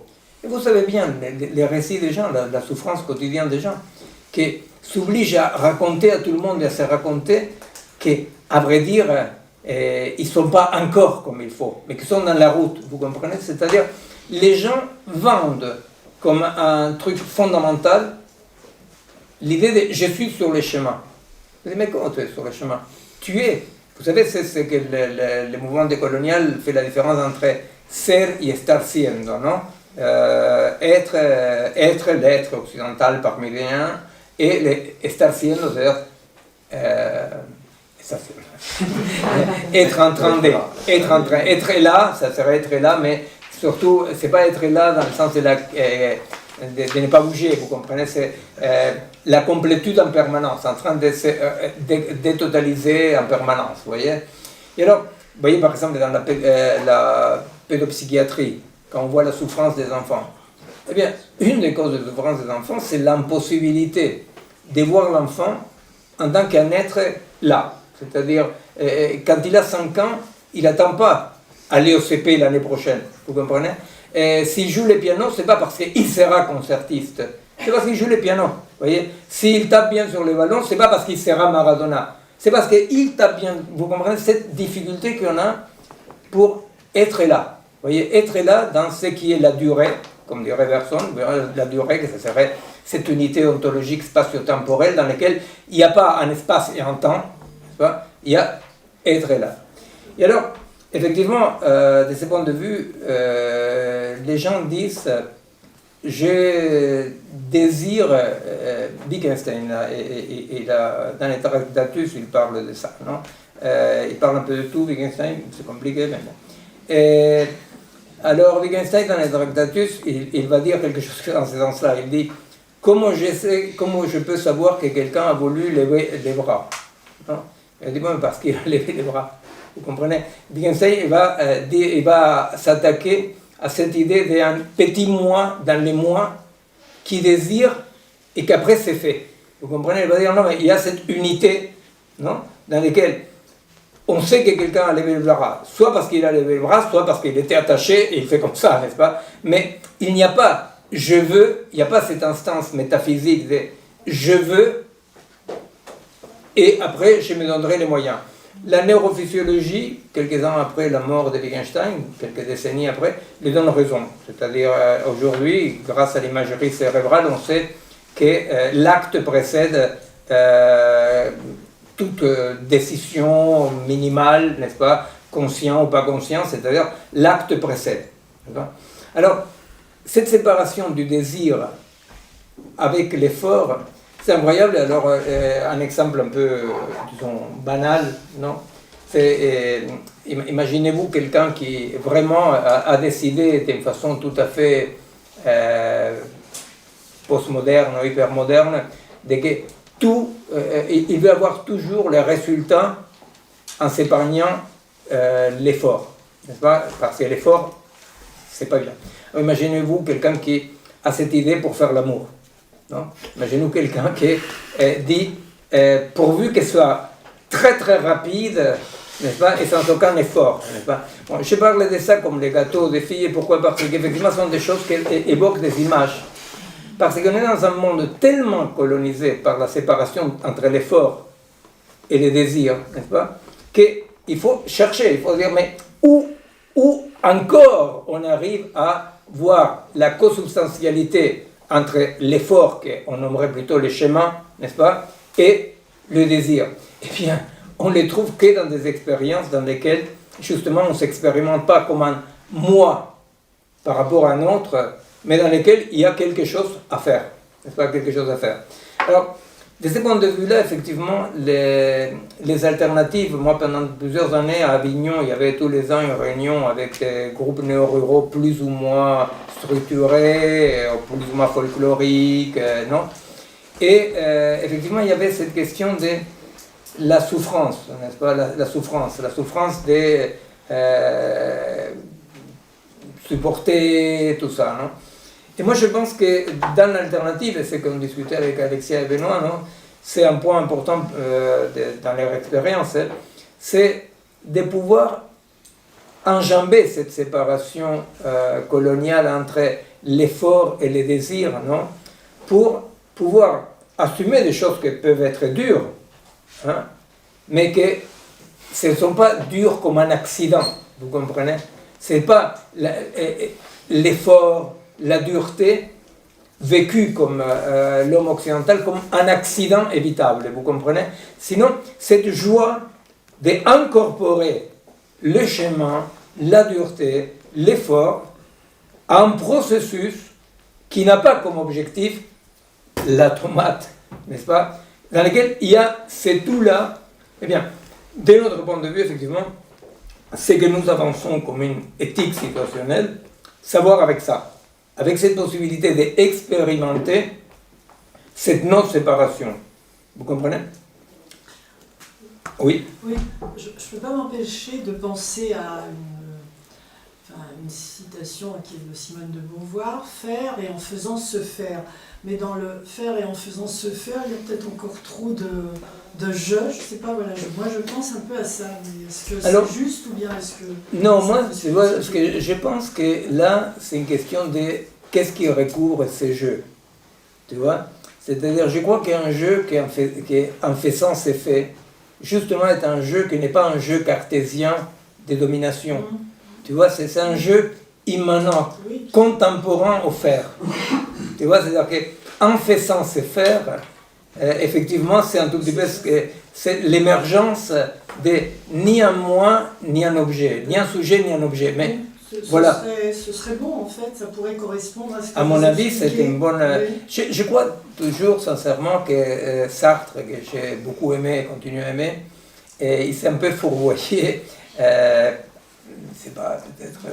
Enfin, avec une difficulté à carrément pencher du côté spinoziste par rapport à Descartes, n'est-ce pas? Et c'est pour ça que souvent, c'est plus comme il écrit que ce qu'il écrit. Parce que ce qu'il écrit, c'est très peu cartésien. Mais c'est vrai qu'il va revenir avec la conscience. Alors c'est vrai aussi que si tu fous ton corps dans une ferme, ou si tu fous ton corps dans une usine, ou dans un atelier, ou je sais pas, dans une classe, ça donne des expériences différentes que si tu fous ton corps dans le café de Flore. Mais cela dit, la phrase de Beauvoir, c'est effectivement l'anti-mauvaise foi, puisque effectivement l'individu de la mauvaise foi, c'est celui qui va dire ce que je suis détermine ce que je peux et ce que je dois faire. Oui. Voilà, ça c'est l'individu de la mauvaise foi pour ça. Parce que Oui, alors qu'effectivement, il n'y a pas de séparation entre exactement, les ce que je suis, je dois le devenir. Voilà, ce que je suis, je dois le devenir. Tu vois, c'est pour ça que je te dis que, à mon avis, c'est pas pour sauver Sartre malgré tout, tu vois. À mon avis, toute la philosophie sartrienne est une philosophie dans laquelle il y a une intégration du devenir, dans laquelle ce que je suis, c'est ce que je deviens. Tu vois. Et même serait d'accord avec cette phrase de Deleuze dans laquelle il va dire il ne s'agit pas de demander qui tu es, mais qu'est-ce que tu fais, comment tu fais, quand tu le fais. Non, c'est-à-dire qui est cette taxinomie, qui n'est pas une taxinomie substantielle, non, de qui tu es, mais et qui va considérer ce que tu fais ou ce que tu ne fais pas comme des accidents collés à la substance, non, mais qui va considérer que ce que pour la philosophie occidentale sont des accidents, bah, ce sont effectivement des possibles. De quoi encore est possible? Moi j'avais une question, mais bon, elle est très large, donc je vais essayer de... Vas-y. De pas dire n'importe quoi, surtout que c'est un peu... Enfin, je vais essayer de pas dire n'importe quoi, mais en gros, moi, ce qui me... Je comprends tout à fait toutes les critiques qu'on peut faire à la philosophie occidentale et à ce jeu, justement, qui vient dominer et écraser le monde. Et ça, je le conçois complètement et j'arrive à l'entendre, mais ce qui m'embête un peu plus, c'est que il y a quand même une singularité du jeu, je vais m'expliquer, qui se constitue autour de tout ça et sur laquelle j'ai l'impression depuis le départ on passe un peu au-dessus, qui est en fait, parce que tu parles, j'ai le sentiment que tu établis toute cette critique à partir de ton concept de l'individuation et de comment repenser cette individuation, etc. Mais sauf que pour moi, et j'ai l'impression que dans la phénoménologie c'est aussi le cas, il y a une différence entre l'individuation et il y a de l'autre côté se rapporter à l'individu en tant qu'individu. Et un peu pour dire de manière vraiment philosophique, je ne vais pas essayer d'être trop chiant philosophiquement, mais tout ce qui va être le Dasein et tout ce genre de choses là, ou l'ego transcendantal chez Husserl, etc. Bah en fait c'est cette singularité du jeu humain qui lui arrive à se rapporter à l'être en tant qu'être. Et ça, mine de rien, enfin, je veux dire, on peut en vouloir à tout ce que ça a convoqué après, en effet boule de neige, sur le rapport à la nature, etc. Mais ça reste une singularité que le chien, quand il capte les ultrasons, ne peut pas avoir dans son rapport à l'ultrason. Et donc, je trouve, enfin, voilà, je veux savoir Alors, juste comment... je suis d'accord avec tout, juste au chien. Non, mais vraiment. Alors, bien entendu, nous, on ne dit pas autre chose, si tu veux, que il faut séparer les processus d'individuation du récit de l'individualité. Les problèmes, c'est que de plus en plus, par la production même de l'Occident et la production des sujets, dans le sens des assujettis, individus occidentaux, de plus en plus, il y a une réduction, si tu veux, de ce qui va recouvrir ces jeux. Tu vois? Mais effectivement, c'est ce que je dis même aujourd'hui, c'est-à-dire, ce jeu-là est à géométrie variable. C'est-à-dire, le jeu n'a aucune nécessité, disons, ontologique, tu vois, des substances pour rester collé à l'individu profil occidental. Tu comprends? Alors, absolument. Alors, après, bon, moi, je n'aime pas trop, tu vois, les alternatives linguistiques, mais c'est vrai qu'il y a des langues dans lesquelles le jeu n'est n'est pas si central, n'est pas si important, parce qu'il y a même des langues dans lesquelles c'est possible d'énoncer les processus auxquels tu participes, par exemple. Bon, ça prouve rien, tu vois, parce que la langue... mais dans tous les cas, comme expérience, je pense que c'est ce que j'essayais de dire tout à l'heure, tu vois, c'est-à-dire, oui, celui qui nage, celui qui fait le gâteau, tu peux, il y a une dimension dans laquelle il existe, tu comprends? Mais cette dimension dans laquelle il existe ne colle pas nécessairement avec une individuation des nominations. Tu comprends? Une individuation comme processus, tu vois? Mais c'est comme si tu dis, par exemple, tu regardes la forêt. Alors tu regardes la forêt, dans la forêt, tu identifies un arbre. Est-ce qu'un arbre est une unité organique? Nous pensons pour le moment que oui, qu'un arbre est une unité organique. Tu regardes les lapins, c'est une unité organique. Tu regardes la Terre quand elle est vivante, tu dis c'est une unité organique. C'est-à-dire que tu peux établir, tu vois, par quelques coordonnées, tu dis là il y a une unité organique, c'est-à-dire autopoïétique, avec des limites, avec des reproductions, bon je sais pas, les éléments. Bon, tu regardes une feuille, tu dis non, une feuille non. Une feuille c'est pas une unité organique autonome, tu comprends? Ce que je veux dire par là, c'est qu'on a écrit avec Bastien, c'est-à-dire c'est que ce qui fait une unité organique, non, sans dissoudre chaque unité organique, non, participe d'autres, non, participe d'autres. Mais c'est à quoi tu participes, par exemple, suppose-toi que toi, tu participes d'un projet collectif, projet collectif. À un moment donné, tout à coup, tu es du côté plutôt de ta singularité qui existe. Toi, c'est toi, tu vois, voilà. Et à un certain moment, non, dans un moment, pour comprendre et agir dans la situation, tu vas agir par rapport à ce qui te lie à l'autre. Tu comprends? Alors, d'où tu agis, n'est pas toujours convergent comme un entonnoir vers ton corps à toi, tu comprends, ton individualité, ta singularité, comme tu la nommes. Tu vois? C'est-à-dire que depuis où tu agis change par rapport au rapport qu'à ces moments sont en train de constituer entre les autres êtres et les rapports que tu constitues. Tu vois? Alors, ça ne nie pas qu'un arbre est un arbre et l'autre c'est un lapin. Mais la question c'est à partir de quelle dimension? Alors c'est pour ça qu'avec Bastien on avait développé quelque chose qui vient des travaux en neurophysiologie, plutôt ce qu'on appelle la surface aperceptive commune. Tu vois, c'est-à-dire que quand tu as cet agencement que les philosophes ils ont compris longtemps avant la lettre, non, il s'avère que quand tu as un agencement, un fonctionnement partagé, non, il y a la possibilité c'est comme de percevoir par cette communauté émergente, non, de percevoir des choses que les individus qui composent cette unité ne peuvent pas tous la percevoir ou pas de la même façon. Tu comprends? Donc, la surface perceptive commune, elle est distributive. Tu vois? Mais c'est compréhensible, c'est-à-dire que si nous disons il y a deux entités qui conforment une troisième entité, cette troisième entité a la possibilité d'être affectée sous un mode que, par exemple, aucune des deux entités toute seule aurait pu être affectée. Alors après, une fois qu'il y a cette dimension-là, après c'est distributif. Tu comprends? Chacune fera avec ça quelque chose. Mais si je participe d'un agencement avec une autre entité, si je participe d'un agencement avec une autre entité, pour moi sera possible, alors ni pour l'entité A, ni pour l'entité B, est possible d'apercevoir un stimuli X. D'accord? Aucune de deux. C'est-à-dire, cette entité peut recevoir les stimuli Y, A, B, C, l'autre Z, je ne sais pas quoi, mais aucune de deux a la possibilité d'être affectée, donc agir, non, par rapport à un stimuli X.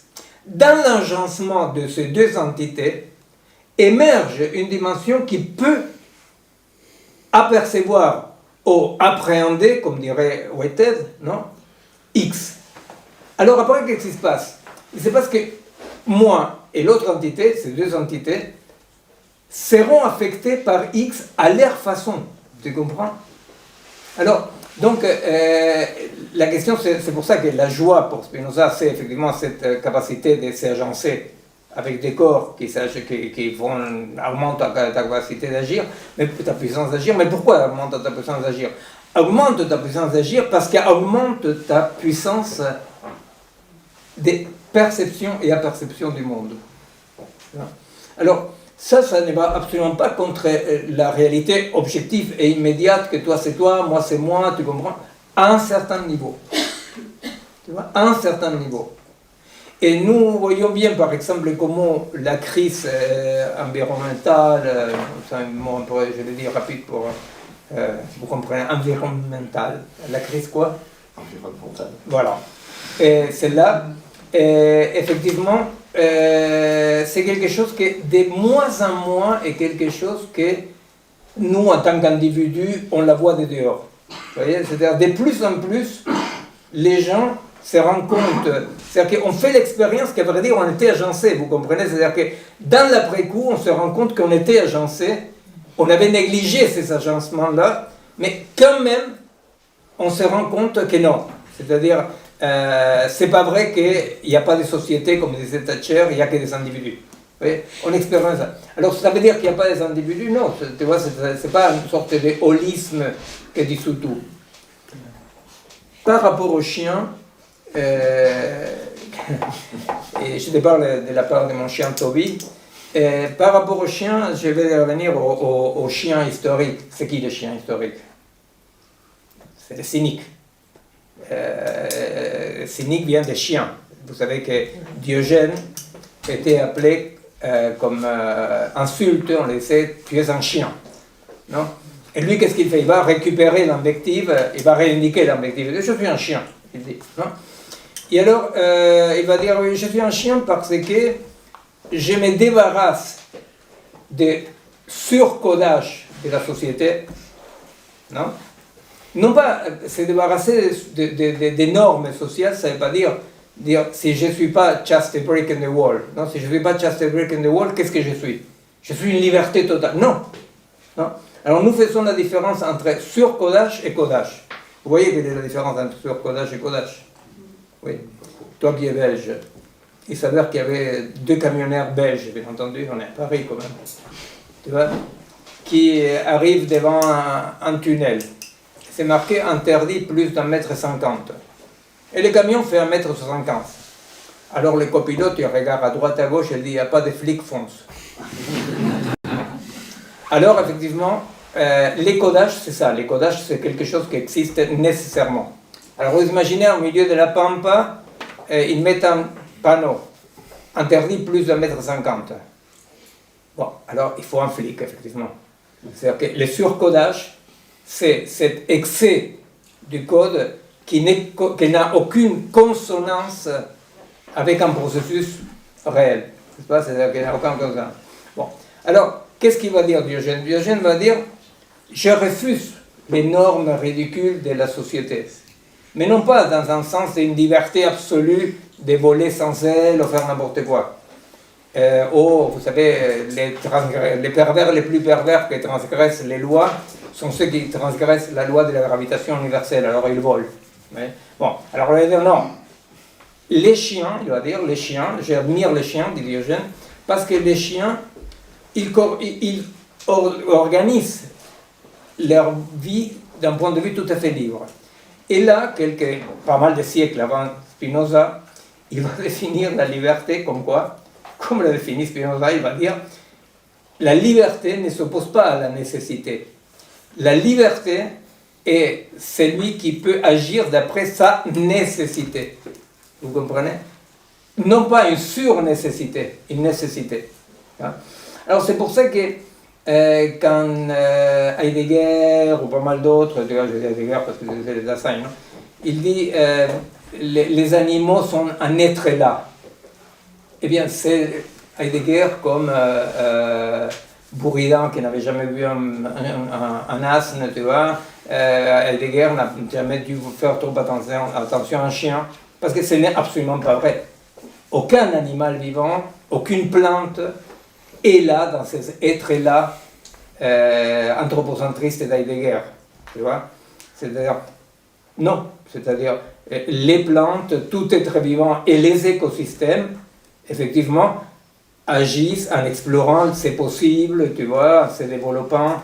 Et effectivement, il y a quelque chose qu'on pourrait appeler une sorte de, entre guillemets, liberté dans ce sens-là, parce que tant qu'ils ne sont pas contraintes, agissent en suivant leurs nécessités. Tu vois. Alors, nous avons un rapport spécial, parce qu'effectivement, nous avons un rapport avec la conscience réflexive, avec la pensée, etc. Mais il n'en reste pas moins... Non, ouais, c'est la nécessité qui pousse à réfléchir, non? Parce qu'on le voit bien, là, dans une société où les gens n'ont plus de nécessité de réfléchir, ils scrollent sur leur téléphone et ils deviennent des saucisses, quoi. Absolument. Et tu vois, c'est-à-dire justement, nous travaillons dans la différence entre IA et pensée biologique, non? Une différence fondamentale, c'est que la IA, pour plus des couches, comme ils disent, des neurones, tu vois, ça fait mal, des couches de neurones, tu vois, pour le...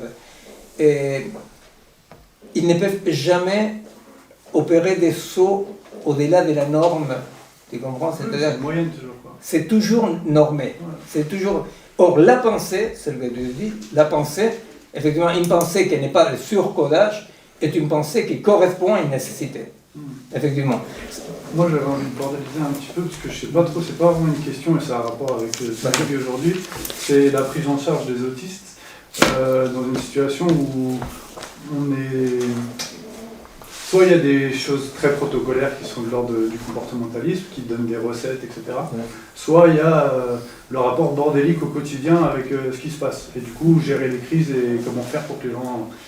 Et en fait, là, on est dans une confrontation où, entre collègues, on se demande vraiment à quel moment on peut se mettre à penser et à quel moment c'est de l'ordre de la croyance, qu'est-ce qu'on projette sur les gamins qui sont non-verbaux, etc. Et là, on est dans une expérience de...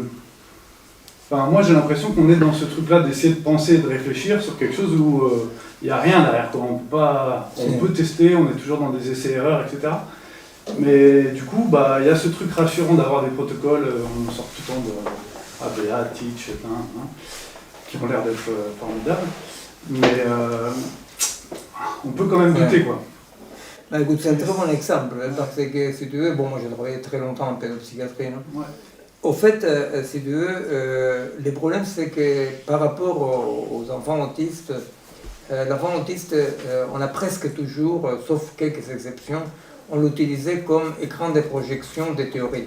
Ouais. Tu vois, c'est rarissime qu'on puisse produire une connaissance, si par connaissance on appelle cette troisième dimension dans laquelle c'est pas lui, c'est pas moi, c'est quelque chose en commun.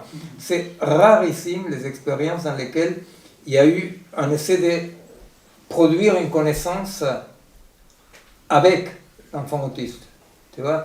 Et alors, Fernand Deligny, des choses comme ça qu'il a fait, des expériences qu'il a notées, enfin, il y a un rapport où sur des années, il théorise, il crée du savoir qui est de l'ordre de la poésie, qui est un mélange de plein de choses, qui peut difficilement passer à la moulinette de l'IA et du coup ça disparaît.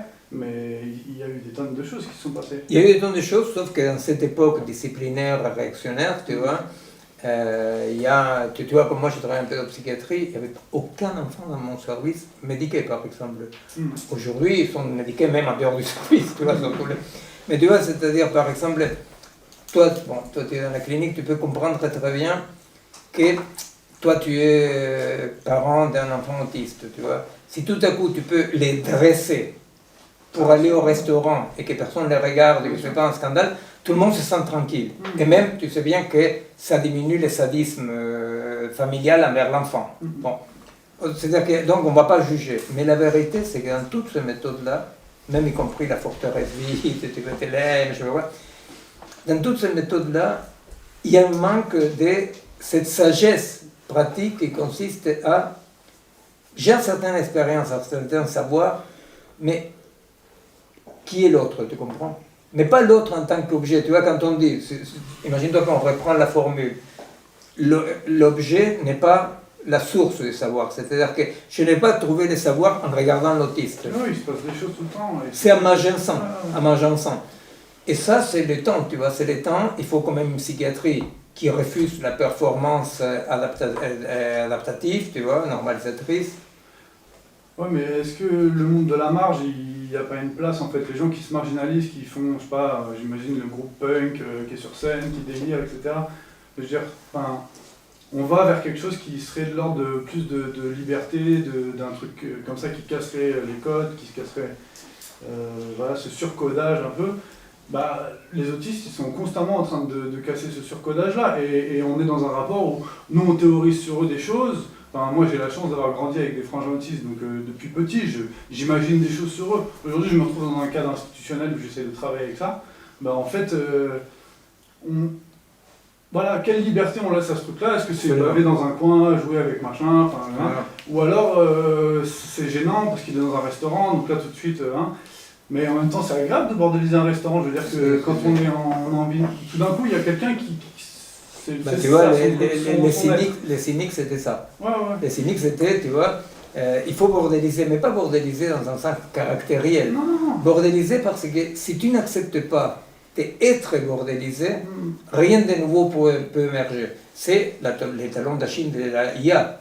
La IA ne peut pas être bordélisée. Tu vois. Mais effectivement, moi je pense qu'il y a quand même une présence, qui est la présence dans laquelle tu parles, je ne connais rien de l'autiste. Je ne connais rien. Et on va voir qu'est-ce qu'on peut. Tu vois, c'est ça, il y a deux taxonomies, deux classifications. Tu vois, une classification qui est la classification, je sais comme il est de l'extérieur, et l'autre qui est beaucoup plus changeant, qui est, on va voir qu'est-ce qu'on peut. Pas qu'est-ce qu'il peut, mais qu'est-ce qu'on peut. Tu vois. Moi je crois, oui, en Italie, il existe un tout petit peu encore, dans certaines coopératives thérapeutiques, tu vois, existe encore, comme ça, se mettent ensemble un peu des gens un peu marginaux, avec des autistes, mais bon, je ne sais pas trop qu'est-ce que ça donne, tu vois. Mais il y a quand même encore un reste de basalisme, d'une idée un peu contestataire.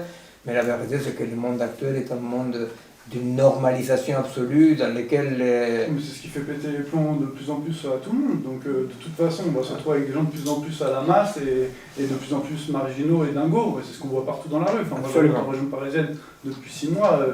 Bon, voilà, ça me saute aux yeux partout. Donc, de toute façon, cette marge, elle est en train de revenir en vague. C'est pas nous en train d'intellectualiser quelque chose, etc. C'est intéressant. Mais je veux dire que le bordel, il est... Quand on écoute des rappeurs comme Kazé ou quoi qui expliquent ce truc-là, c'est-à-dire que, bon, bah, les fachos, oui, ils peuvent venir, mais en fait, on vit déjà entre nous dans un truc qui est complètement à côté. Tout à fait. On a déjà été marginalisé depuis une époque... Non, alors, juste un truc. Nous, on n'essaye pas juste de théoriser. Mais... Nous, on essaye d'accompagner et de participer à des pratiques concrètes. Et quand je disais tout à l'heure qu'un défaut qu'il manque quelque chose, tu vois, un manque, c'est cette joie de la marginalité, tu vois, c'est-à-dire, il n'y a pas, tu vois, ou s'il y a, c'est très petit, tu vois, c'est-à-dire que les alternatives, ils payent les prix forts, tu vois, et alors il y a une vision sacrificielle, et pour que la marche soit fertile, productive, il ne faut pas que la marche soit sacrificielle, il faut que la marche soit de joie. Tu vois. Et en ce moment, c'est difficile, tu vois, c'est difficile de faire le pas. Tu vois, c'est difficile de désolidariser de la norme, tu vois. Et alors ça crée ce que tu dis. Aujourd'hui, ce qu'il y a en psychiatrie actuellement, c'est la normopathie. Les normaux pètent les plombs parce qu'effectivement, c'est presque impossible d'être vraiment normal. Parce que être normal, c'est archi-handicapant, absolument. Tu vois, être normal, c'est fonctionner. Le problème, c'est que fonctionner, ça provoque ce qu'on appelait la dernière séance, non? Il y avait une copine, Sylvie, qui demandait sur la résistance, non? Effectivement, nous constatons quoi? Nous constatons ce truc horrible, c'est que les premiers signes de résistance à niveau mondial, c'est la maladie. Pourquoi? Parce que le vivant montre que ce monde-là n'est pas possible. Tu vois? Alors, les cancers, la maladie des arbres, c'est-à-dire qu'il y a quelque chose dans lequel le vivant déclare non possible cette norme. Tu vois? Alors, la question, c'est comment nous pouvons, si tu veux, faire que cette non possible ne s'exprime pas simplement des côtés pâtir l'horreur, mais agir ça. Mais c'est vrai que nous devons avoir, par rapport à la psychopathologie, mais aussi par rapport à la pathologie somatique, on a tout à fait intérêt, si on veut comprendre une clinique non sérialisante, non technique, etc., nous avons tout à fait intérêt à comprendre que dans les nouvelles pathologies massives s'exprime une impossibilité pour la vie, tu vois, sous toutes les formes, de continuer comme ça. Tu vois, c'est comme quand toi tu fais de l'extractivisme dans un écosystème, tu boussilles, peut-être il n'y a pas une manif, mais la mort des animaux, la mort de la terre, tu vois, montre qu'il y a rien ne va plus, tu vois. C'est quoi la phrase? C'est le capitaliste, c'est celui qui vendra la corde avec laquelle on va le pendre, le dernier là. Enfin, j'ai plus de C'est tout le monde là, ouais. Sauf que les capitalistes, par essence, quelqu'un qui est au pouvoir est quelqu'un qui n'a aucune marge de latitude. Il ne peut pas dire je n'aimerais pas. Tu vois, parce que s'il n'aime pas, il tombe de son lieu. Tu vois, c'est-à-dire que le pouvoir est le lieu de l'impuissance absolue. Tu vois, tu ne peux pas t'adresser au pouvoir pour discuter en disant non, mais vous devrez changer. Les troubles psychiques, deuxième cause d'arrêt maladie aujourd'hui, hein, au monde du travail. Oui, mais on est dans un... Devant les accidents et devant les troubles musculo-squelettiques. Enfin, on est en train... Il y avait un moment où on parlait d'un boulot d'intermittence, où les gens pourraient être une partie du temps en formation, le reste du temps en travail. En fait, c'est ce qui est en train de se passer, c'est qu'il y a une intermittence, une partie du temps les gens sont en burn-out ou en truc psy, et une partie ils arrivent à peu près à bosser. Et enfin... Voilà, bon gré mal gré, on va vers ça en fait. Tu vois, nous, dans notre travail autour de l'AIA, j'ai demandé à des gens en contact en Angleterre, je ne sais pas si ça sera possible ou pas, parce que pour la première fois dans un lycée anglais de Londres, tous les enseignants sont des IA. Alors nous, on veut comprendre, c'est-à-dire ce niveau d'efficacité de l'AIA, oui, c'est quelque chose que dans les usines, c'est connu depuis très longtemps, qui s'appelle travailler au règlement. C'est-à-dire, si tu travaille simplement suivant les consignes du règlement, l'usine s'arrête. Bon, alors qu'est-ce que c'est l'AIA? L'AIA, c'est cette exactitude comptable qui, en ne correspondant pas au vivant, nous disons qu'est-ce qui va se passer avec ces élèves-là qui auront des professeurs sans faille, sans subjectivité, sans corps, n'est-ce pas? Et ça va être, malheureusement pour eux, mais ça va être très intéressant de voir comment cette exactitude. Or, en psychiatrie, tu vois, les DSM-5, l'utilisation des protocoles, même aujourd'hui dans les soins palliatifs, il y a un protocole de la bonne mort, tu vois, comment tu vas mourir, te font chier de la bonne naissance jusqu'à la bonne mort. Juste là, dans ce lycée, est-ce que les IA vont mettre des bonnes notes aux IA? Parce que les gamins, ils utilisent beaucoup l'IA pour envoyer des copies. Mais est-ce que tu sais que c'est ce qui se passe? Oui, c'est intéressant. Non, mais c'est ce qui se passe dans la fac aujourd'hui. Ce qui se passe dans la fac, tu vois, c'est que des profs un peu encore comme ça, de bonne volonté, ils se préoccupent parce que les mémoires sont faites par IA. Mais il y a des IA qui détectent si c'était fait par IA ou pas. Mais ce qui est au fond de ça, c'est que la toute petite place qui reste pour les humains maintenant, c'est de savoir où il faut aller chercher l'information. C'est-à-dire que dans la production de l'homme nouveau actuel, non pas l'homme nouveau du Tchèque, non mais l'homme nouveau, et la place qui est à juger à l'être humain, c'est d'être un ex entre des big data. C'est pour ça qu'on s'en fout que l'élève fasse son devoir par IA ou pas. Parce qu'on ne veut plus sculpter, comme en neurologie, tu vois, la sculpture du cerveau comme la sculpture du corps. On ne veut plus sculpter un cerveau, on ne veut plus sculpter comme une culture sculpte, pas sculpter. On veut simplement la fluidité totale dans laquelle, avec les moins d'ancrage possible, cet humain devenu profil, c'est où il faut aller chercher l'information, tu vois. Et, bah, oui, c'est-à-dire, comme dirait l'autre, quand le pouvoir s'occupe de la vie devient résistance, sauf qu'elle ne devient pas toujours résistance en positif, elle devient résistance en mourant, quoi. Bon, écoutez, je ne sais pas si est-ce que quelqu'un veut dire quelque chose, une question. Sinon, bon, je rappelle pour les gens qui suivent en différé et pour vous aussi, que nous prenons en compte toutes les questions, remarques, choses que vous dites. Parfois on répond directement, mais parfois on incorpore dans la préparation du séminaire suivant. Alors, voilà, je vous demande à vous, et ceux qui sont aussi en différé et par Zoom, si vous voulez bien vous inscrire dans le site du collectif, comme ça permet un peu qu'il y ait un fonctionnement un peu plus organique. faut dire comme ça. Et sinon, la prochaine séance du séminaire, c'est le 18 février. Et on vous rappelle donc la manif de dimanche, les 14h au foyer de Murier. Voilà, Père Lachaise. au Père Lachaise. Bon, mais merci beaucoup. Oui, pardon. C'était juste, par exemple, quand on parlait de pour pouvoir agir, il fallait être affecté. Et c'est intéressant que d'un point de vue écologique, on commence, même je suppose en ville, à être affecté par tout ce qui est négatif. Mais je me demandais en me baladant ici comment on peut être affecté positivement dans ce que peut faire la nature. Et en voyant les arbres, par exemple, ici, je vois, en fait, c'est bien, ça fait de l'ombre, c'est joli, mais on voit pas un arbre dans sa fonction. En fait, moi, je vois des coups. J'imagine qu'un arbre, c'est des coups pour ramasser les feuilles. Et du coup, je me demandais comment, en fait, comment c'était possible de penser un autre rapport à la nature en vivant dans des endroits aussi artificialisés que la ville. Alors, je vais te dire, dans les 3 années qu'on a passées là, en train de discuter, surtout avec des gens qui avaient des expériences des communautés indiennes, on se parlait tout le temps parce que la réponse était eh bien, rien n'est possible dans Babylone, tu vois, rien n'est possible dans la ville. Nous disons que non, tu vois, nous disons que non, nous disons que la question c'est de pouvoir petit à petit se rendre compte comment tu es affecté. Comme tu es affecté ici, tu vois, que c'est pas pareil comme vous êtes affecté dans la ferme, tu vois.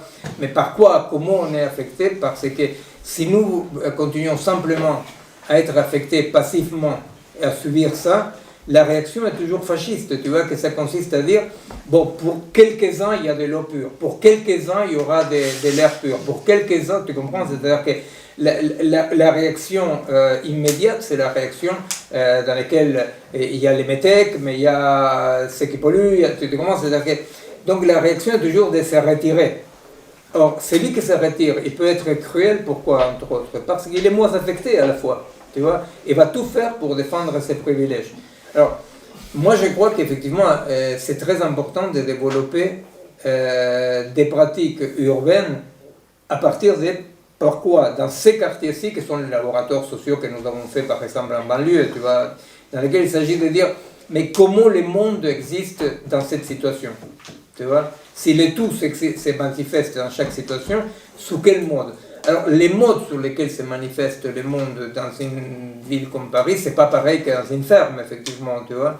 Mais je crois que ce n'est pas par les mêmes indicatifs, tu comprends, c'est-à-dire que ce n'est pas par les mêmes vecteurs qu'on pourrait trouver les modes d'agir dans la ville qu'on peut les trouver dans la campagne. C'est pas évident comment agir, c'est des agir différents parce qu'on des agir situationnels et la situation d'une mégapole a très peu de voir. Avec une ferme comme la vôtre, non? Parce que sinon ce qu'il y a, c'est une sorte de technification de la campagne qui fait que de plus en plus les agriculteurs vivent dans des vecteurs et dans des contextes qui sont presque urbanisés, non? C'est-à-dire avec un rapport très très lointain avec ce qu'on appellerait la nature. Parce que cette nature industrialisée, extractiviste, etc., à vrai dire, si nous disons que ce rapport-là avec la nature de non-possession est un rapport d'agencement, je pense qu'il y a très peu d'agriculteurs qui sont dans un rapport d'agencement avec la nature, quoi. Mais ici, dans la ville, la question c'est, dans chaque situation, la question c'est par où passent les modes organiques de résistance, tu comprends? C'est-à-dire, ce qui fait une unité organique n'a pas besoin d'avoir la tête d'un arbre. Tu vois, c'est-à-dire, ce qui fait un rapport organique à voir avec un agencement des résistances, des créations, d'innovations, ou des désobéissances et des bordels, tu vois. Moi, je pense, par exemple, que si quelqu'un dans un service de pédopsie essaye, tu vois, de faire quelque chose de différent en rapport avec la souffrance psychique ou avec l'autisme, bah là, qu'est-ce que tu es en train de chercher? Tu es en train de chercher des dimensions organiques possibles. Tu vois, alors, l'exploration des possibles ont des formes très différentes. Ce qu'ils ont en commun, c'est que ce qui résiste à la destruction, sont les entités organiques qui résistent à devenir agrégats. Tu vois, vous voyez bien, nous, ça fait des années qu'on dit, ce qui s'oppose, c'est de devenir organique ou devenir agrégatif, dissociatif. Vous le voyez très bien. Voilà, tu as la terre dissociée, tu la travailles et tu essaies de faire des terres organiques. Cette production de dimensions organiques prend des formes différentes, mais disons que l'objectif c'est ça, tu vois, c'est-à-dire comment on résiste à la dissolution, à la destruction, avec des pratiques qui créent ces communs organiques, non? Est-ce que vous diriez que aller soutenir Hassem Diarra et continuer à le suivre enfin, dans cette demande qu'ont les familles, hein, enfin, bon, de réparation, on va dire, pour être gentil, est-ce que c'est un mode organique de résistance dans la vie? Oui, bien entendu. Moi, je pense que ce sont des choses très terre-à-terre. Souvent, tu vois, d'un point de vue militant, plus sophistiqué, ça semble ridicule. Ce sont des choses très terre-à-terre qui permettent s'expérimenter comme non limité par une individualité qui est une cage. Tu vois, c'est-à-dire ce sont des formes très très concrètes. Tu vois, moi, je vois dans des partis de gauche, je vois que les individus se réaliser. Tu vois, alors peut-être c'est un truc beaucoup plus compliqué qu'avoir des idées. C'est des pratiques, tu vois, c'est comme dirait l'autre, c'est toute une question de pourcentage, tu vois, chez Spinoza, toute une question quantitative, tu vois. Alors, combien de temps dans ta journée, combien de temps dans ta semaine, comment tu évalues, tu vois, de quel côté va ton désir, tu vois, et ce sont des choses très concrètes. Alors, si effectivement, toi tu sens que, non, que toi, qu'à toi, ils sont en train de t'amputer quelque chose de toi quand ils tuent ces jeunes-là. Tu vois, tu dis, non, moi, ils sont en train de m'amputer quelque chose. Je ne suis pas solidaire d'une solidarité extérieure. Tu vois, nous, on a toujours critiqué les mouvements solidaires avec Peter Schnock, toujours de l'extérieur et à force de conscience. Non, en quoi toi, tu es touché? Tu vois, comment te touche Gaza à toi? Comment te touche Gaza à toi? Tu vois?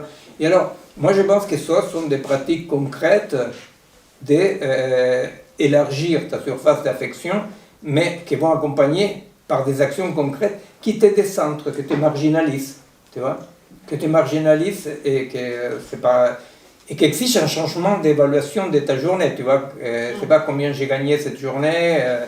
La nature en ville, elle est humaine. Il y a une forêt d'humains autour de nous, les plantes sauvages, c'est des gens qui sont plus uns que les autres et qui ont des manières d'interagir différentes avec l'urbain. Et c'est comme ça que tu perçois la nature quand tu en ville. Enfin, moi, c'est comme ça que je la ressens, tu vois. Oui, parce que toi, tu as vu une partie des malades. Toi, tu as vu les arbres malades. Mais bon, va dans les métros, tu vas voir.